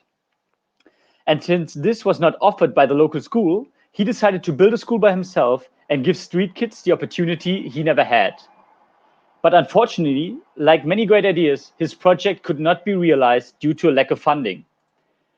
Because Mr. T is not alone. It is a global problem of social and ecological projects to finance their work, which is so important for millions of people. At the same time, travelers want more sustainable alternatives and unique encounters with the country and its people. We solve these two problems by offering the free spaces of the projects as overnight accommodations for travelers. So with our concept, we create, on the one hand, financial independence for the projects, which on average support more than 8,000 people in their community, while at the same time, we create a unique, local, and authentic travel experience apart from mass tourism. And with Mr. T, in the first 4 months after listing on our platform, we were able to send enough travelers to build up the school and hire an English teacher. And in addition to educational projects like Mr. T's, travelers can visit other projects, immerse themselves in local life, learn about local culture, and broaden their horizons. And our projects go through a specific process where we check them upon 12 aspects. On the one hand, there are 6 that concern the work of the NGO. For example, the solution of a local problem, the involvement of the local community, or the long-term perspective of the organizations. On the other hand, there are 6 aspects that evaluate the tourist suitability of the organization. This is about previous experience, touristic potential, and the quality of the accommodation. And this is how it looks like. On our website, the traveler can look through our unique destinations. He can find out more about the organization, what there is to discover on site. And in the next step, the traveler can book an overnight stay, and the money paid goes straight into the project. In addition to the accommodation, travelers can take cooking classes, participate in local festivities, or learn how the project works. And in these nights, cost on average, depending on the country and type of accommodation, 39 euros. We base this on local hostel prices to remain competitive. While 85% of this goes directly into the project, we get a service fee of 15% to keep growing. And with Social B&B, the amazing thing is that we combine the convenience of short-term online bookable stays with the positive impact that is otherwise only possible through long-term stays like volunteer work. So in this way, we are perfect for our target group because they want to remain flexible on their trips and experience a lot, but at the same time have a positive impact. And this is our main target group. They are young travelers between 18 and 35 years who are mainly looking for authentic experience, but also demonstrate a great awareness for social issues and sustainability. But in the meantime, another target group has emerged, especially with the development of higher priced accommodations that offer more comfort. And the team that wants to realize this potential consists of the 2 founders, Alex and me, and an amazing team here in Cologne in the background. Alex has worked in marketing and PR and has a lot of experience in international development cooperation. and I take care of the organizations and business development for us. I've worked several years in different startups and have been working with a lot of organizations worldwide this far. And currently, we are in 45 different countries and work with more than 180 organizations, and thus support people like Mr. T following their dream. And the corona pandemic has shown that many projects lack funding and are looking for new ways to finance themselves. So we are ready to take Social B&B to the next level, and you can be a part of it. We just relaunched our website, and we are looking right now for building more capacities with our local partners and including activities and other actions. We are also looking for partners to cooperate with locally and at the same time expand our NGO network. Niels, it's all over. Sorry, your 5 minutes is up. I have to cut you off. Having said that, I'm hoping to see more and more of that map turn orange. Joining us again is Claudia from Eberswalde University. Claudia, will you cover some little bit of depth with Niels off mute for the next 2 minutes, please? Thank you. I try my very best. Niels, thank you very much for the presentation. It's amazing since we talked last time what happened with Social B&B. Amazing, 45 countries, 180 projects. So just tell me, is there do the guests that are booking via Social B&B have to stay there a certain number of days in the NGO places or organizations?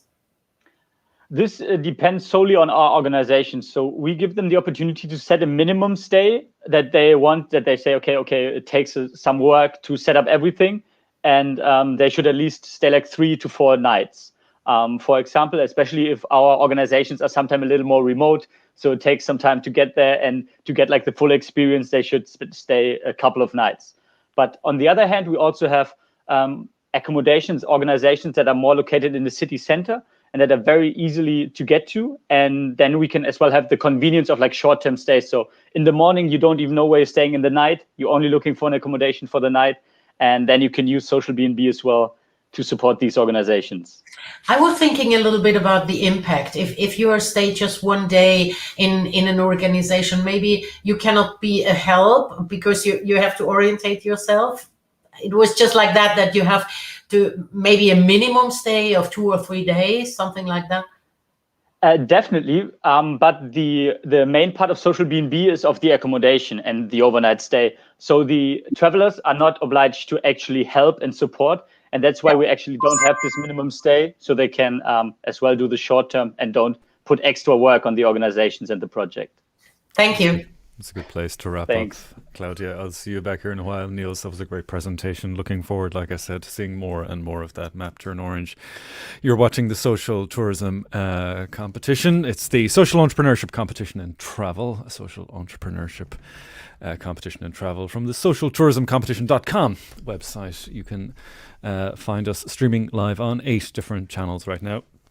Hashtag us on all of the fashionable social networks using Social Tourism Competition, Care, Create and Change. We're up to the last pitch. And the nerves, I must admit, my nerves are completely shot watching you flash in and out there in the green room backstage before you came on. Joining us is our last presentation for today on the growth track. This is Amina Mohammed from Triple F Photo Tours. Amina has a background in media production, among other things, and has a very interesting story to tell on its own right. Amina, looking forward to your presentation. Your 5 minutes start now. Thank you. Can you see my screen?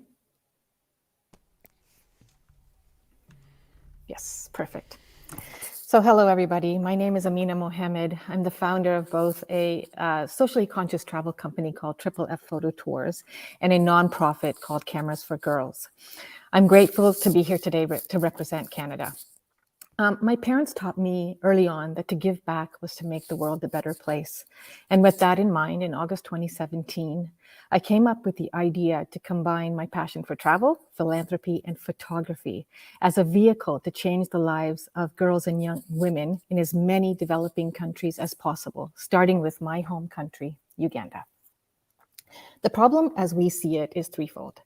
Travelers are seeking authentic experiences and desire to immerse themselves into the local economy and culture while learning or improving their photography skills, but this is not always widely possible.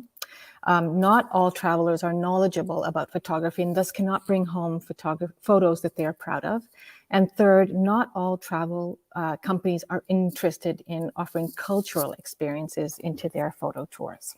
So our solution is to support local economies in the developing world by providing travelers with unique experiences, exceptionalized personalized service, and high quality photo instruction with a philanthropic edge. We pride ourselves on our relationships with local guides and tribes, giving travelers access to rare sights and scenes not available on most photo tours. We market to customers who are amateur or enthusiast photographers between the ages of 35 to 65 who want to improve their photography while traveling with hands-on photography instruction on every excursion, and who have a deep desire to give back to the local community when traveling. We combine fun, philanthropy, and photography. We see tourism as a way to elicit social change. We solve three issues in the developing world: gender inequality, lack of female rights, and poverty. And through our photo tour, we target each of these issues by showing our travelers that they can also give back and pay it forward while traveling. For every person who travels with us, 10% of the profits go directly to supporting our Cameras for Girls programming in Africa. Through Cameras for Girls, we teach photography and business skills to females in the developing world. We give her a camera to keep, we teach her how to use it, and we empower her to find paid work in a male-dominated world. Our revenues to date have been slow due to COVID. However, we've also learned that through this competition how to scale. And so in 2022, we will be offering photo tours to Costa Rica and Alaska. And when Africa opens up and it's safe to travel again, we'll be going back to Uganda. We'll be doing Tanzania and South Africa. Future plans also exist for Cambodia, Vietnam, and Thailand. Our first photo tour was in 2018. We got stopped by COVID, but we don't stop there. We continue to impact and make an impact through our online photography portal that we built. Our revenues are projected between 8,000 and 15,000 net, depending on the destination for 2022, and will only grow from there. We are unique in that we combine a for-profit and non-profit in our model, and we also solve three sustainable development goals as well through our photo tours. We look forward to also the partnerships and the scaling possibilities that we've built through this mentorship. So we are partnering with many different tourism companies across the globe, but we're also going to be partnering with Kwela Women in South Africa, where we'll be teaching photography and business skills to their female in their social circles to learn photography so that they can level up their skills as tour guides, again, to help females compete. We will also scale our travel offerings by hiring other female photographers to lead our photo tours in the various countries we travel to, which further enhances opportunities for females in both the developed and underdeveloped world. Our team is made up of myself, and I have a virtual team for the most part. I've done this all solo led, and I'm looking for funding so that I can hire a permanent team. In conclusion, our mission is to change the lives of young women in many countries as possible. And winning this competition is not about the money. Well, that is great. Thank you. I have to cut you off. We have a very strict rule. I know it kills me, especially when I know you're ending. But we have to move That's on. Okay. Thank you. To explore and what could add some interesting perspective to your presentation is Jonathan Coleman from the Untours Foundation. Jonathan runs another business, and the profits from that are part of what funds the Untours Foundation. Jonathan, thank you for doing that. He's based in the US, but his projects are worldwide. Jonathan, can you help us find out a little bit more about Triple F, please? Sure, thank you. I'm really happy to be here, and Amina, really good job. The presentation was excellent, and it's exciting to learn more about the business. My quick question for you is related to marketing and sales. So it's relatively easy for those of us who love travel to create amazing experiences. It's much more difficult to sell those experiences and to sell them for a price point that makes everything work. So can you provide some details on how you plan to market the business and actually sell these tours so that you can do all the amazing work that you want to do? Absolutely. So obviously social media is makes a big impact. We also partnered with a tourism company in Toronto that's been in business for 35 years, who have a big push with their, 50,000 plus customer base. We've also partnered with Journey Women, who also have a huge database of women travelers specifically. While we market to both genders, they'll be pushing our tours on their platform in return for us teaching photography to their women. So I'm looking for all avenues.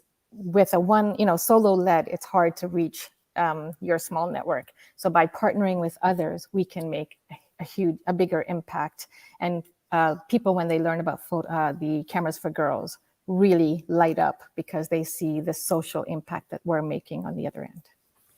Great. And you did say that your tour that was lined up for Costa Rica? the COVID year, or the one that had lined up, you had quite Uganda. a few people signed up. Is that correct? So you had Correct, yeah, seen some traction in sales. Oh, we've had traction, and unfortunately COVID decimated us. But now through this, we've been learning how to scale and grow. Excellent. Guys, thank you for sharing your thoughts and learning a little bit more about Triple F. That's it. Those are the 6 presentations. The pitching is done. We've even got the results in from all of the voting from the launch track. The growth track jury is now meeting to try and figure out who is the winner of and the first and second place of the a growth track project. Really looking forward to getting Claudia back on stage in a few minutes, but we have some work to do. In the meantime, thank you. Sorry, I should stop by thanking all of our participants so far, especially those that presented live. Everybody appeared for their Q&A, but Yasmin from Get Aboutable, Stephanie from Black Tourism Talent Directory, Asanda and Kim from Quaila Women, Lola from Local Purse, Niels from Social B&B, and Amina just there finishing up from Triple F Photo Tours as well. Of course, thank you to our jury members, Sandra, Pollyanna, Jens, Claudia, and Jonathan. It's time for our audience favorite vote for the growth track. Same thing as before. Hold up your camera app to the screen. Your barcode will pop open in a web browser, or head over to menti.com and type in the code 67878122. You'll have a chance to cast your vote for your favorite growth stage project. And it's the honor. It's one thing to win first or second place, but the public vote is always something that really gets an entrepreneur going. So thank you to everybody for going on over to menti.com. There's description down below, menti.com, for the audience favorite for the growth track. If you're watching a recording of this stream, please make sure you share it with a friend, or you have a chance to head on over to socialtourismcompetition.com to learn about next year's program and all of the initiatives that have been part of our history in the last 3 years. Over the next 5 minutes, we'll be leaving that public vote open, but why don't we do just like what we did before? Let's pause for a minute and have a listen to what happened to last year's winner of the 2020 Social Entrepreneurship Competition in Travel. Get Up and Go Colombia.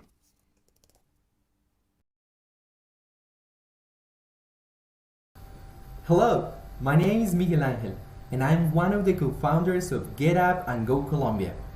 Today, it's my pleasure to be part of the award ceremony of the Social Entrepreneurship in Tourism Competition 2021.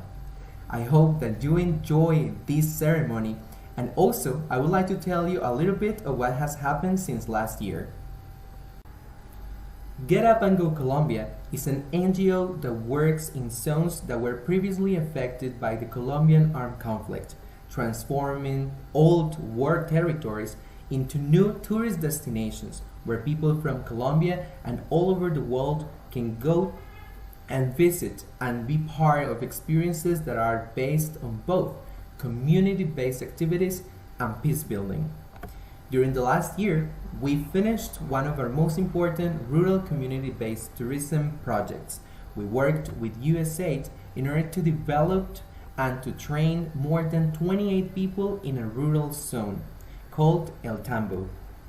Within this project, we developed 15 new tourist destinations in experiences that are both adventure and biodiversity.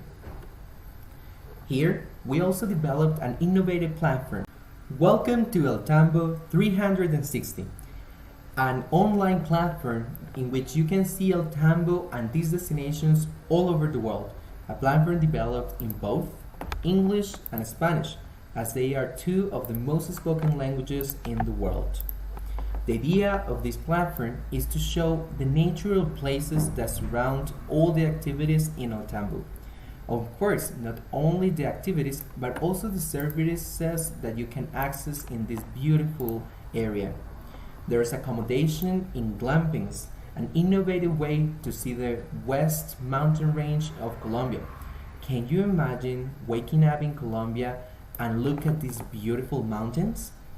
With this innovative promotion tool, we were part of many different events. Two of them, Discover El Tambo, and the second one, Touristic Cauca. Both of them made in the biggest shopping mall in the department of Cauca, the place where we work. These events help us to show people how El Tambo has been transformed and all these 15 new destinations. Also, we were able to be part of the International Tourism Fair of Colombia, one of the biggest in Latin America, showing people the virtual glasses of El Tambo.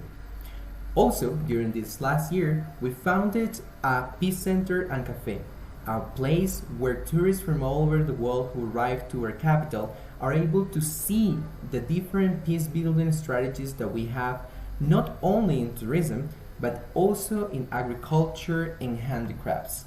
With this, we were also part of a shopping mall center event in our city. And finally, we were part of the One Young World, a summit between leaders from all over the world who are working on different activities and different goals that are important for the entire world. Now we are in a strengthening process in order to be better in 2022. Thank you so much for your attention, and once again, enjoy the award ceremony 2021.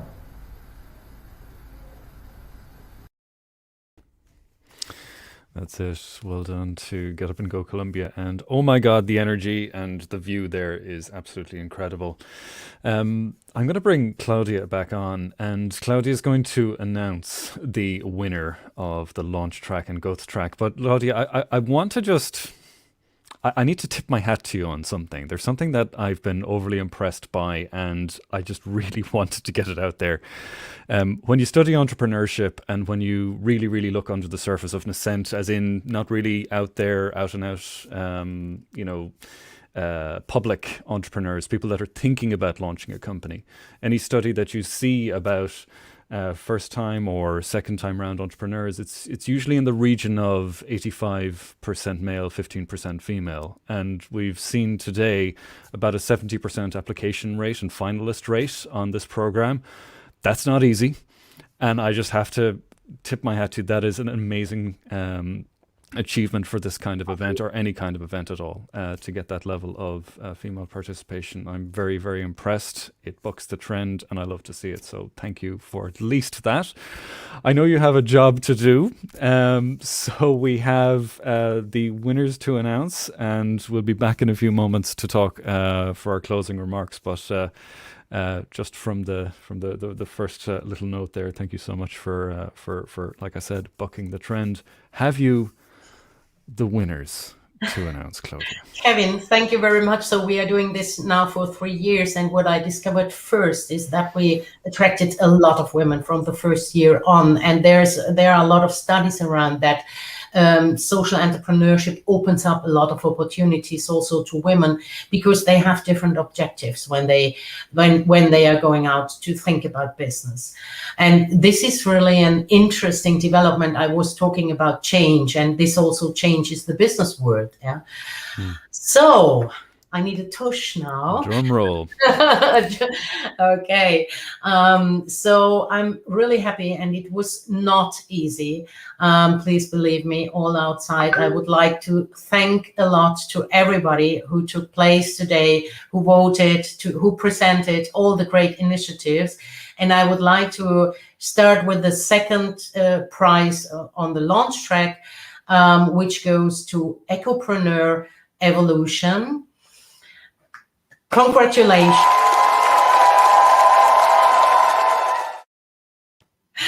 Thank you very much, Maria. And our first place in the launch track is, and I'm very happy to announce this, is Kusvegi English and Nomadic Culture Camp. Marinel de Jesus, thank you very much for your contribution, and congratulations from our side.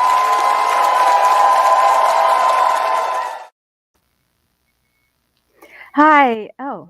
Marinel, congratulations from the whole team. Thank you so much. I'm really delighted. I just wanted to share one story. The great leader of the nomads, Baite Babi, who is the oldest elderly eagle hunter, died in June 5th. We found out about our qualification for this program a few days after that. He is actually the avid, leader of the nomads, wanting to share their culture with the world in an authentic fashion, without the eagle hunting festival commodifying their culture. I feel like he's present with us right now. This has been dedicated to him, with all 4 women trying to make this happen. So I'm really happy to see this. This is a validation we wanted to get for our project. So thank you so much. We're opening the world to everyone to be a nomad and just to celebrate life. Thank you. Marinel, congratulations from us all, from the world. Look at the chat. Maybe there are some others. And I think we are all happy to visit you one day, to come to Mongolia. Thanks a lot. Thank you so much. Claudia, there's one more award to give out. Are we ready to announce the winner of the growth track? Yes. Joost will do that. We shared that in between us. So I go backstage, and Joost is going to introduce the winner of the growth tracks. Otherwise, the people only see me. So Joost, I'm very happy that you are here. He is the director of the economic development of the TUI Care Foundation. And I'm very happy that we worked this year together. Joost, go ahead. Hi, thank you so much, Claudia. It's a great pleasure and it's a great honor, and it's all very much a tough job to announce the winner right now. You guys have been great. It was really fantastic to see this community come together. I think there were so many great and rich pitches here, and we really built a very strong, impact-driven community that is very inspiring. It's tough to announce the winners because it was so close and very tight for the jury to decide, but I'm happy to do the announcement now. We have the winner, who is, drumroll, Quaila Woman.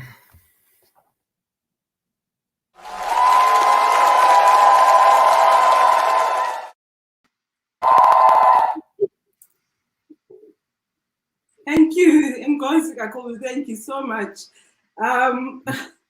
Oh, I can see the touch. This is awesome. This is really amazing, and it's gonna be such I don't know how I have any words. It's gonna be so amazing for the women that are gonna go through our program.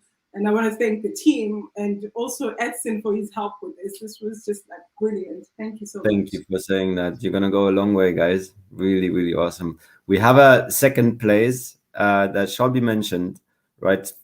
And that would be Get About the Bill. Congratulations.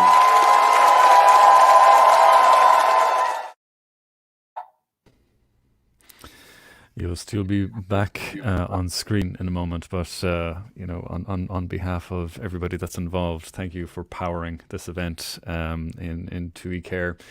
I have one job left to do. I have to leave the floor to Claudia and Joost in just a minute, but backstage, things are a little bit more structured here because we're presenting virtually. But what we have to understand is around the world, screaming into a muted microphone are the winners of those competitions, and I know there's a lot of energy that goes in. Everybody, it's hard not to be the winner.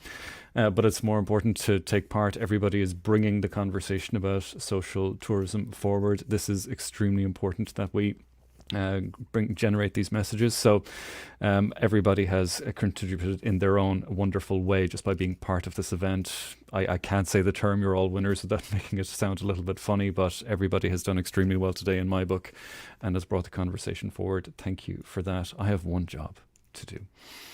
And it's one of the things I love to see at a competition as well. When the audience gives a vote, I have to announce the winner of the audience vote of the launch track first.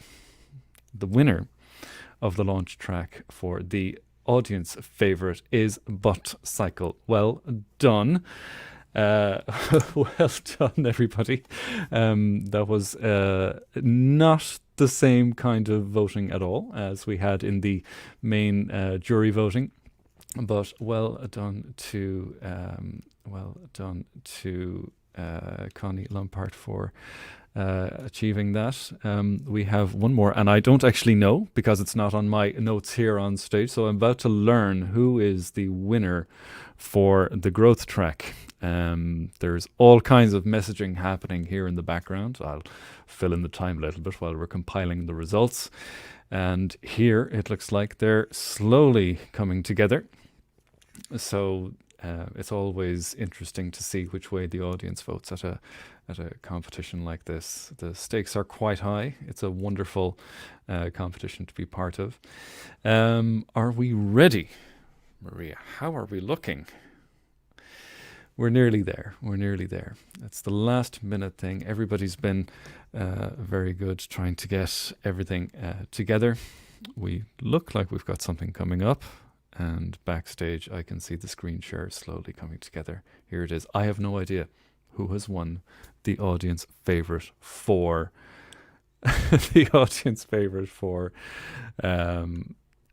growth cycle. And it is in Concord with the jury. It is Quaila Women. Well done, girls, again. Well done to Asanda and Kim. That's a wonderful project. Power to you and Ganairi Live. It's going to be a great future ahead for everybody involved, and it's lovely to get that little boost.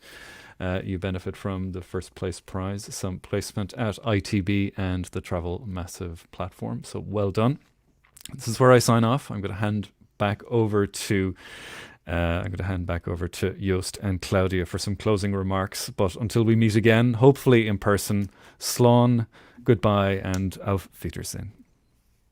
Kevin, thank you very much for this great moderation today. So it was really a pleasure to have you there to calm us down in every minute when something happened and we had not the right people on stage. And thank you very much for all your preparation and for being with us today. It was a great pleasure for me. What do you think, Joost?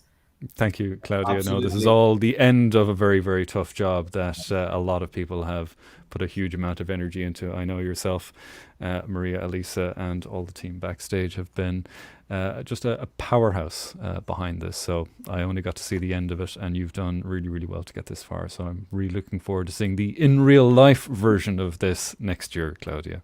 Next year, hopefully, we can be there somewhere in the world, maybe on a small island. We will see, but it will not be very sustainable. So maybe this version is much more sustainable if we meet online everywhere. We will see. I hope that you're with us also next year. Of Kevin, course. thanks a lot. Thank you. So, Maria, can you share the presentation? the presentation again with us. So, yeah.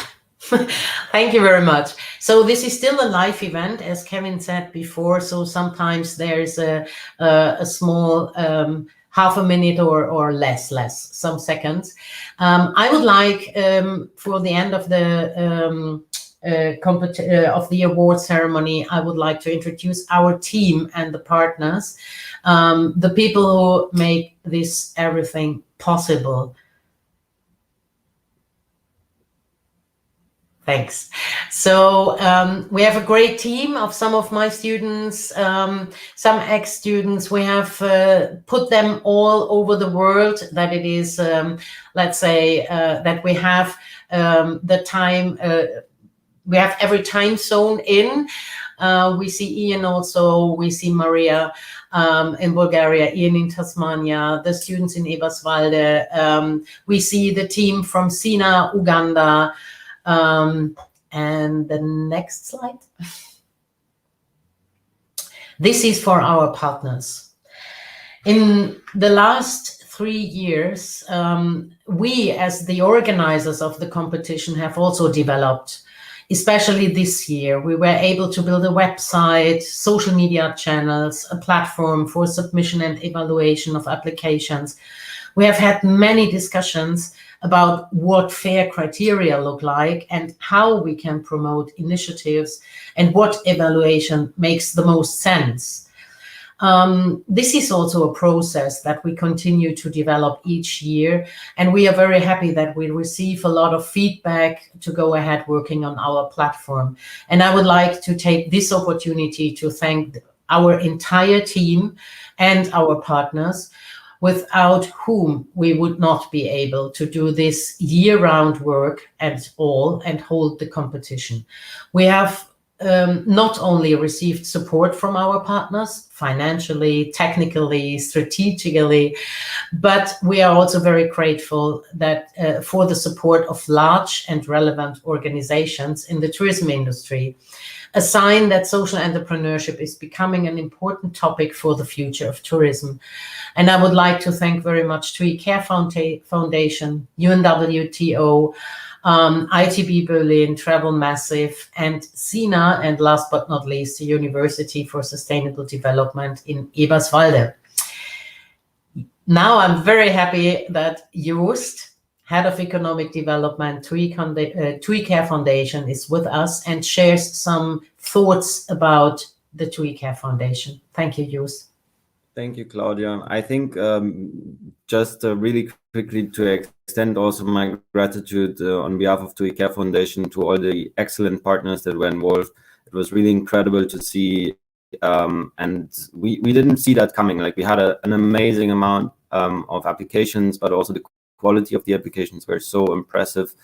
The batch that went through the program here was incredibly talented people from all over the world. We had so great support from the Social Innovation Academy delivering this mentoring program.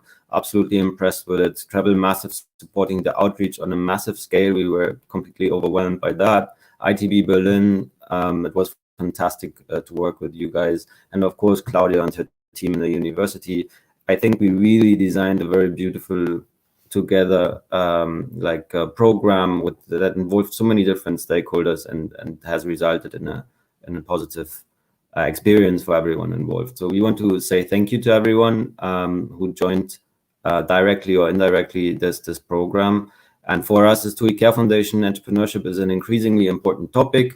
We are definitely dedicated to support impact-oriented tourism entrepreneurs in destinations, up to achieving the Sustainable Development Goals. So we are putting a strategy together to support entrepreneurs during the incubation phase, during the acceleration phase, but also small and medium enterprises, and to support them at scale. And enterprise support organizations are very critical intermediary to make this happen. Right? Social Innovation Academy, Travel Massive, you need to work with organizations that have access to entrepreneurs and that can also provide like the technical assistance to entrepreneurs for them to become stronger, for them to get traction, for them to get sales, for them to scale. And this is really important for us. And also important to say that we need to think of not only tech-enabled entrepreneurs. We need to think of, the small and medium tourism enterprises that work offline, not necessarily, looking for exponential growth and scale, that just do a big difference for their community every day. And we need to provide them with this access to information, access to education, but also access to finance at the end of the day. And that's something that we as TUI Care Foundation are strategically working towards. So follow us and our channels. We hope to put out good news for tourism entrepreneurs and impact-oriented tourism entrepreneurs in the future. Thank you very much again. It was a great pleasure. Thank you very much, Joost. So for the last minute, we will give up a very short outlook. So we will start preparing the competition for 2022 very soon. So please follow us on our social media channels. See what Travel Massive, ITB, TUI Care Foundation is reporting in their newsletters. Here are all the channels where you can find us. We are already looking forward to seeing the community grow. So stay with us connected. The platform for this is the competition. We will keep you posted. Please follow our updates. And if we go to the next chart, we invite you to come now to an after work party on the beach. We prepared a small wonder place. Wonder Me, maybe one or the other knows this place.